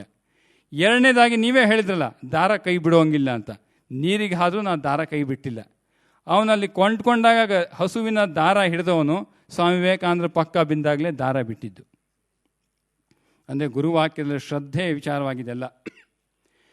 ಇದೇ ನಿಶ್ಚಯ ಅಂದರೂ ಸ್ವಲ್ಪ ವರ್ಷಗಳಾದಮೇಲೆ ಸ್ವಾಮಿ ವಿವೇಕಾನಂದರು 1902ನೇ ಇಸವಿ ಶರೀರ ತ್ಯಾಗ ಮಾಡ್ತಾರೆ. ಇವರಿಗೆ ಎಷ್ಟು ತೀವ್ರವಾಗಿ ದುಃಖ ಬರುತ್ತೆ ಅಂತಂದರೆ ಮಠದಲ್ಲಿ ಇರಲಿಕ್ಕೆ ಆಗೋದಿಲ್ಲ. ಸುಮಾರು 1 ವರ್ಷ ಕಾಲ ಪರ್ಯಟನೆ ಮಾಡಿ ಮಾಡಿ ಮಾಡಿ ಕೊನೆಗೆ ಕಂಕಲ್ಲಿಗೆ ಬರ್ತಾರೆ. ಅಲ್ಲಿ ಕುಂಭಮೇಳ ನಡೀತಿರುತ್ತೆ. ಕುಂಭಮೇಳ ಆ ಸಂದರ್ಭದಲ್ಲಿ ಯಾರೋ ಇವ್ರಿಗೆ ಹೇಳ್ತಾರೆ, ವಿವೇಕಾನಂದ ಶಿಷ್ಯರೇ ಒಬ್ಬರು ಇಲ್ಲಿ ಒಂದು ಸೇವಾಶ್ರಮ ಪ್ರಾರಂಭ ಮಾಡಿದ್ದಾರೆ ಅಂತ. ಅದನ್ನು ಕಂಡುಕೊಂಡು ಇವ್ರು ಹೋಗಿ ಅಲ್ಲಿ ನೋಡ್ತಾರೆ, ತಮ್ಮ ಗುರುಬಾಯಿಯಾದ ಸ್ವಾಮಿ ಕಲ್ಯಾಣ ಅಂದರು ಅಲ್ಲಿರ್ತಾರೆ. ಇವ್ರಿಗೆ ಬಹಳ ಸಂತೋಷ ಆಗುತ್ತೆ. ಆವಾಗ ಕಲ್ಯಾಣ ಅಂದರು ನಿಶ್ಚಯ ಅಂದರೆ ಒಂದು ಮಾತು ಹೇಳ್ತಾರೆ, ನೋಡು ನಿಶ್ಚಯ್, ಸ್ವಾಮಿ ವಿವೇಕಾನಂದ ನಿಂಗೆ ಒಂದು ಮಾತು ಹೇಳಿದರು, ನೆನಪಿದೆಯಾ ನಿನಗೆ? ನಿಶ್ಚಯ ಅಂದರೆ ಮರ್ತು ಹೋಗಿರ್ತಾರೆ. ಕಲ್ಯಾಣ ಅಂದ್ರೆ ಅವ್ರಿಗೆ ನೆನಪು ಮಾಡಿಕೊಡ್ತಾರೆ, ನೋಡು, ಒಬ್ಬ ಸಾಧು ಸಮಾಜದಲ್ಲಿ ಭಿಕ್ಷೆಯ ಮೇಲೆ ತನ್ನ ಜೀವನವನ್ನು ನಡೆಸ್ತಾನೆ. ಯಾವಾಗ ಸಮಾಜದಿಂದ ಅವನು ಏನಾದರೂ ಒಂದು ಅಪೇಕ್ಷೆ ಇಟ್ಕೊಂಡು, ಅಪೇಕ್ಷೆ ಇಲ್ಲದೆ ಇದ್ದು ಭಿಕ್ಷೆಗಾಗಿ ಆದರೂ ಕೂಡ ಸಮಾಜದಿಂದ ಏನಾದರೂ ಸ್ವೀಕರಿಸ್ತಾನೋ, ಯಾವುದಾದ ಒಂದು ರೀತಿಯಲ್ಲಿ ಆ ಸಮಾಜಕ್ಕೆ ಅವನು ಪುನಃ ಕೊಡಲೇಬೇಕು, ಹಿಂದಿರುಗಿಸ್ಬೇಕು ಅದನ್ನು. ಇಲ್ಲ ಅಂದರೆ ನೀನೊಬ್ಬ ಸಾಧು ಆಗಲಿಕ್ಕೆ ಯೋಗ್ಯನೇ ಅಲ್ಲ. ನಿನಗೆ ಕಡೇ ಪಕ್ಷ ಯಾವ ರೀತಿಯೂ ಕೂಡ ಸಮಾಜದಲ್ಲಿ ಸೇವೆ ಮಾಡಲಿಕ್ಕೆ ಸಾಧ್ಯವಾಗದೇ ಇದ್ದರೆ ಒಂದು ಕೆಲಸ ಮಾಡು, ಯಾರನ್ನಾದರೂ 2 ಆಣೆಯನ್ನು ಕೊಂಡ್ಕೊಂಡು 2 ಆಣೆ ಇಸ್ಕೊಂಡು ಒಂದು ಮಡಕೆ ತಗೊಂಡು ಅದರಲ್ಲಿ ನೀರನ್ನು ಇಟ್ಕೋ, ಯಾವುದೋ ಒಂದು ರಸ್ತೆ ಪಕ್ಕ ಕೂತ್ಕೋ, ಹೋಗಿ ಬರೋವಂಥ ವ್ಯಕ್ತಿಗಳಿಗೆ ನೀರನ್ನು ಕೊಟ್ಟು ನೀರಿನ ದಾನ ಮಾಡಿ ನಿನ್ನ ಜೀವನವನ್ನು ಸಾರ್ಥಕ ಮಾಡ್ಕೋ ಅಂತ ಸ್ವಾಮಿ ವಿವೇಕಾನಂದರು ನಿಶ್ಚಯ ಅಂದ್ರೆ ಒಮ್ಮೆ ಹೇಳಿರ್ತಾರೆ. ಇದನ್ನು ನೆನಪಾಟ್ ಕೊಟ್ಟ ಮೇಲೆ ಈಗ ಈ ನಿಶ್ಚಯ ಅಂದರು ಇದೇ ಸೇವಾಶ್ರಮದಲ್ಲಿ ಕಲ್ಯಾಣವೊಂದಿಗೆ ಸೇವೆ ಮಾಡಲಿಕ್ಕೆ ಜೊತೆಗೂಡ್ತಾರೆ. ಬಹುಶಃ ಇದೇ ಸಂದರ್ಭ ಅಥವಾ ಇದೇ ಒಂದು ಪರಿಸ್ಥಿತಿಯ ವಿಚಾರವಾಗಿ ಇದೇ ಬೆಂಗಳೂರು ಮಠದಲ್ಲಿ ಬಹಳ ವರ್ಷಗಳ ಹಿಂದೆ ಸ್ವಾಮಿ ಯತೀಶ್ವರಾನಂದರು ಕೂಡ ತಮ್ಮ ರಾತ್ರಿ ನೈಟ್ ಕ್ಲಾಸ್ನಲ್ಲಿ ಬ್ರಹ್ಮಚಾರಿಗಳನ್ನು ಪ್ರಶ್ನೆ ಮಾಡಿದ್ರಂತೆ. ನೋಡಿ, ನೀವೆಲ್ಲ ಬ್ರಹ್ಮಚಾರಿಗಳು ಸನ್ಯಾಸಿಗಳ ಆಶ್ರಮದಲ್ಲಿ ಇದ್ದೀರಾ, ಸಮಾಜದಲ್ಲಿ ಜನ ನಿಮಗೆ ಹಲವು ರೂಪದಲ್ಲಿ ಕಾಣಿಕೆ, ಆಹಾರ ಇತ್ಯಾದಿ ಒದಗಿಸಿ ಕೊಡ್ತಾರೆ. ಎಲ್ಲರಿಗೂ ಕೂಡ ನೇರವಾಗಿ ಸಮಾಜದಲ್ಲಿ ಸೇವೆ ಮಾಡಲಿಕ್ಕೆ ಸಂಘದಲ್ಲಿ ಅವಕಾಶ ಇಲ್ಲದೇ ಇರ್ಬೋದು, ನಿಮಗೂ ಕೆಲವು ಸಂದರ್ಭದಲ್ಲಿ ಸಾಮರ್ಥ್ಯ ಇಲ್ಲದೇ ಇರ್ಬೋದು. ಅಂಥ ಪಕ್ಷದಲ್ಲಿ ನೀವು ಸಮಾಜಕ್ಕೆ ಪುನಃ ಹಿಂದಿರುಗಿಸಿ ಕೊಡೋದು ಹೇಗೆ? ಈ ಪ್ರಶ್ನೆಯನ್ನು ಬ್ರಹ್ಮಚಾರಿಗಳಿಗೆ, ಸನ್ಯಾಸಿಗಳಿಗೆ ಕೇಳ್ತಾರೆ ಯತೀಶ್ವರಾನಂದಜಿ ಮಹಾರಾಜ್. ಆವಾಗ ಯಾರು ಉತ್ತರ ಕೊಡದೇ ಇದ್ದಾಗ ಸ್ವಾಮೀಜಿ ಹೇಳಿದ್ರಂತೆ, ನೋಡು, ಯಾವ ರೀತಿಯೂ ನೀನು ಹಿಂದಿರುಗಿಸಿ ಕೊಡೋಕ್ಕಾಗದೇ ಇದ್ದ ಪಕ್ಷದಲ್ಲಿ ನಿನಗೆ ಯಾರ್ಯಾರು ನೆನಪಾಗ್ತಾರೋ, ಯಾರ್ಯಾರು ನೆನಪಾಗದೇ ಇದ್ರೂ ಪರವಾಗಿಲ್ಲ, ಇಡೀ ಜಗತ್ತಿನ ಪ್ರತಿಯೊಬ್ಬ ವ್ಯಕ್ತಿಗೂ ಒಳಿತಾಗಲಿ ಅಂತ ಪ್ರತಿನಿತ್ಯ ಬೆಳಗ್ಗೆ ಜಪಕ್ಕೆ ಕೂತಾಗ, ಸಂಜೆ ಜಪಕ್ಕೆ ಕೂತಾಗ ಅವರೆಲ್ಲರ ಹಿತೈಷಿಯಾಗಿ ಪ್ರಾರ್ಥನೆ ಮಾಡೋದ್ರಿಂದ ನೀನು ಉದ್ಧಾರ ಆಗ್ಬೋದು ಅಂತ ಯತೀಶ್ವರಾನಂದಜಿ ಮಾತು ಹೇಳ್ತಾರೆ. ಬಹುಶಃ ಈ ವಿಚಾರನೆಲ್ಲ ಅವ್ರ ಪುಸ್ತಕ ಇದೆ, ಯೂನಿವರ್ಸಲ್ ಪ್ರೇಯರ್ಸ್, ಅದನ್ನು ನೋಡ್ಬೋದು. ಹಾಗೆ ಸ್ವಾಮೀಜಿ ಇವ್ರಿಗೆ ನಿಶ್ಚಯ ಅಂದರೂ ಕೂಡ ಇದೇ ವಾಣಿಯನ್ನು ಹೇಳಿರ್ತಾರೆ. ಸಮಯ ಭಾಳ ಕಡಿಮೆ ಇದೆ, ಒಂದೇ 2 ಘಟನೆ ಹೇಳಿ ಮುಗಿಸ್ಬಿಡ್ತೀನಿ ನಾನು. ಈ ನಿಶ್ಚಯ ಅಂದರೆ ಶರೀರ ಮತ್ತು ಸೇವಾ ಮನೋಭಾವ ಎಷ್ಟು ಮಟ್ಟಿಗೆ ಗಟ್ಟಿ ಇತ್ತು ಅಂದರೆ, ಇವರು ಹರಿದ್ವಾರದಲ್ಲಿ ಸೇವಾಶ್ರಮ ಏನೋ ಪ್ರಾರಂಭ ಮಾಡಿರ್ತಾರೆ ಕಲ್ಯಾಣ ಅಂದರು. ಹರಿದ್ವಾರದಲ್ಲೆಲ್ಲ ಕಲ್ಯಾಣ ನೋಡ್ಕೊಳ್ತಾ ಇರ್ತಾರೆ. ಈಗ ಋಷಿಕೇಶದಲ್ಲೂ ಕೂಡ ಸಾಕಷ್ಟು ಜನ ಸಾಧುಗಳು ಅನಾರೋಗ್ಯ ಪೀಡಿತರಾಗಿದ್ದಾರೆ ಅಂತ ತಿಳಿದಂತಹ ಈ ನಿಶ್ಚಯ ಅಂದರು ಪ್ರತಿನಿತ್ಯ ಒಂದು ಸಣ್ಣ ಔಷಧಿ ಡಬ್ಬವನ್ನು ಹೊತ್ತು ಈ ಹರಿದ್ವಾರಕ್ಕೂ ಋಷಿಕೇಶಕ್ಕೂ ಸುಮಾರು 28 ಕಿಲೋಮೀಟರ್ ಇರ್ತಕ್ಕಂಥ ದಾರಿ. ಈ 28 ಕಿಲೋಮೀಟರ್ ನಡ್ಕೊಂಡು ಹೋಗೋದು, 28 ಕಿಲೋಮೀಟರ್ ಪುನಃ ಬರೋದು. ದಿನಕ್ಕೆ ಸುಮಾರು 56 ಕಿಲೋಮೀಟರ್ ಪ್ರತಿನಿತ್ಯ ನಿಶ್ಚಯ ನಡೀತಾ ಇದ್ರು. ಹೋಗಿ ಋಷಿಕೇಶಕ್ಕೆ ಬರೀ ನಡೆಯೋದೊಂದೇ ಅಲ್ಲ, ಅಲ್ಲಿ ಯಾವ್ಯಾವ ಸಾಧುಗೆ ಏನೇನು ತೊಂದರೆ ಆಗಿದೆ ಅವ್ರಿಗೆಲ್ಲ ಸೇವೆ ಮಾಡಿ ಭಿಕ್ಷೆಯಲ್ಲಿ ಅನ್ನವನ್ನು ಪಡೆದು ಆ ಸಾಧುಗಳೆಲ್ಲ ಕೊಟ್ಟು ಸೇವೆ ಮಾಡಿ ನಂತರ ಪುನಃ ಇಲ್ಲಿ ಆಶ್ರಮಕ್ಕೆ ಬರುವಂಥದ್ದು. ಇವರು ಎಷ್ಟು ಈ ಕೆಲಸದಲ್ಲಿ ನಿರತರಾಗಿರ್ತಾರೆ ಅಂದರೆ, ಒಮ್ಮೆ ಮಾಸ್ಟರ್ ಮಹಾಶಯ, ನಮ್ಮ ಶ್ರೀರಾಮಕೃಷ್ಣ ವಚನವೇದ ಬರೆದಂತಹ ಮಾಸ್ಟರ್ ಮಹಾಶಯ ಈ ಹರಿದ್ವಾರಕ್ಕೆ ಹೋಗಿ ಈ ಸ್ವಾಮಿಗಳು ನೋಡ್ತಾರೆ. ಬೆಳಿಗ್ಗೆ ಎದ್ದಾಗಿಂದ ರಾತ್ರಿವರೆಗೂ ಇದೇ ಕಾರ್ಯ ಮಾಡ್ಕೊಂಡು ಬರ್ತಾ ಇದ್ದಾರೆ. ಅದಕ್ಕೆ ಅವನೊಂದು ಉಪದೇಶ ಕೊಡ್ತಾನೆ ನಿಶ್ಚಯ ಅಂದ್ರಿಗೆ. ನೋಡು ನಿಶ್ಚಯ್, ನೀನು ಇಷ್ಟೆಲ್ಲ ಕೆಲಸ ಮಾಡ್ಕೊಂಡು ಬರ್ತಾ ಇದೆಯಾ, ಹಗಲು ರಾತ್ರಿ ಅಂದೆ ಬರೀ ಸೇವೆ, ತೋಟ ನೋಡ್ಕೊಳ್ಳೋದು, ಅಕೌಂಟ್ಸ್ ನೋಡ್ಕೊಳ್ಳೋದು, ಸೇವೆ ಮಾಡೋದು, ಋಷಿಕೇಶಕ್ಕೆ ನಡ್ಕೊಂಡು ಹೋಗೋದು ಬರೋದು, ಇದೆಲ್ಲ ಮಾಡಿದಾಗ ನೀನು ಧ್ಯಾನಕ್ಕೆ ಎಲ್ಲಿದೆಯಪ್ಪ ಸಮಯ? ಸೇವೆಗೆ ಎಲ್ಲ ಕೊಟ್ಟು ಧ್ಯಾನ ಮಾಡೋದಿಲ್ವ ನೀನು? ಶ್ರೀರಾಮಕೃಷ್ಣ ಏನು ಹೇಳಿದ್ರು? ಮಾನವನ ಗುರಿ ಸತ್ಯ ಸಾಕ್ಷಾತ್ಕಾರ, ಸಾಧನೆಯಿಂದ ಮುಳ್ಕ ಮಾಡಿ ಪರಮಾತ್ಮನ ದರ್ಶನ ಮಾಡುವಂಥದ್ದು. ಅದನ್ನು ಮಾಡೋದು ಬಿಟ್ಟು ಇದರಲ್ಲೇ ನಿರತನಾಗಿಬಿಟ್ಟಿದೆಯಲ್ಲ, ಸಾಧನೆ ಯಾವಾಗ ಮಾಡ್ತಿ ಅಂತ ಕೇಳಿದಾಗ ನಿಶ್ಚಯ ಅಂದರು. ಇವರು ಮೊದಲೇ ಶ್ರೀರಾಮಕೃಷ್ಣ ಬಳಿ ಇದ್ದಂಥವ್ರು. ಇವ್ರಿಗೇನು ಉತ್ತರ ಕೊಟ್ಟಾರು? ಸುಮ್ಮನೆ ಕೈದು ಮುಗಿದ್ಬಿಟ್ಟು ಹೊಟ್ಟೋಗ್ಬಿಡ್ತಾರೆ. ಇದರಲ್ಲಿ ಕೆಲವು ದಿವಸ ಆದಮೇಲೆ ನಿಶ್ಚಯ ಅಂದ್ರಲ್ಲಿ ಏನು ಬದಲಾವಣೆ ಕಾಣ್ತಾನೇ ಇಲ್ಲ. ಅವರು ಧ್ಯಾನ ಮಾಡಿದ ಕಂಡೇ ಇಲ್ಲ ಅವರು ಮಹಾಶಯ. ಮತ್ತೆ 2ನೇ ಸಲ ಉಪದೇಶ ಕೊಟ್ಟ.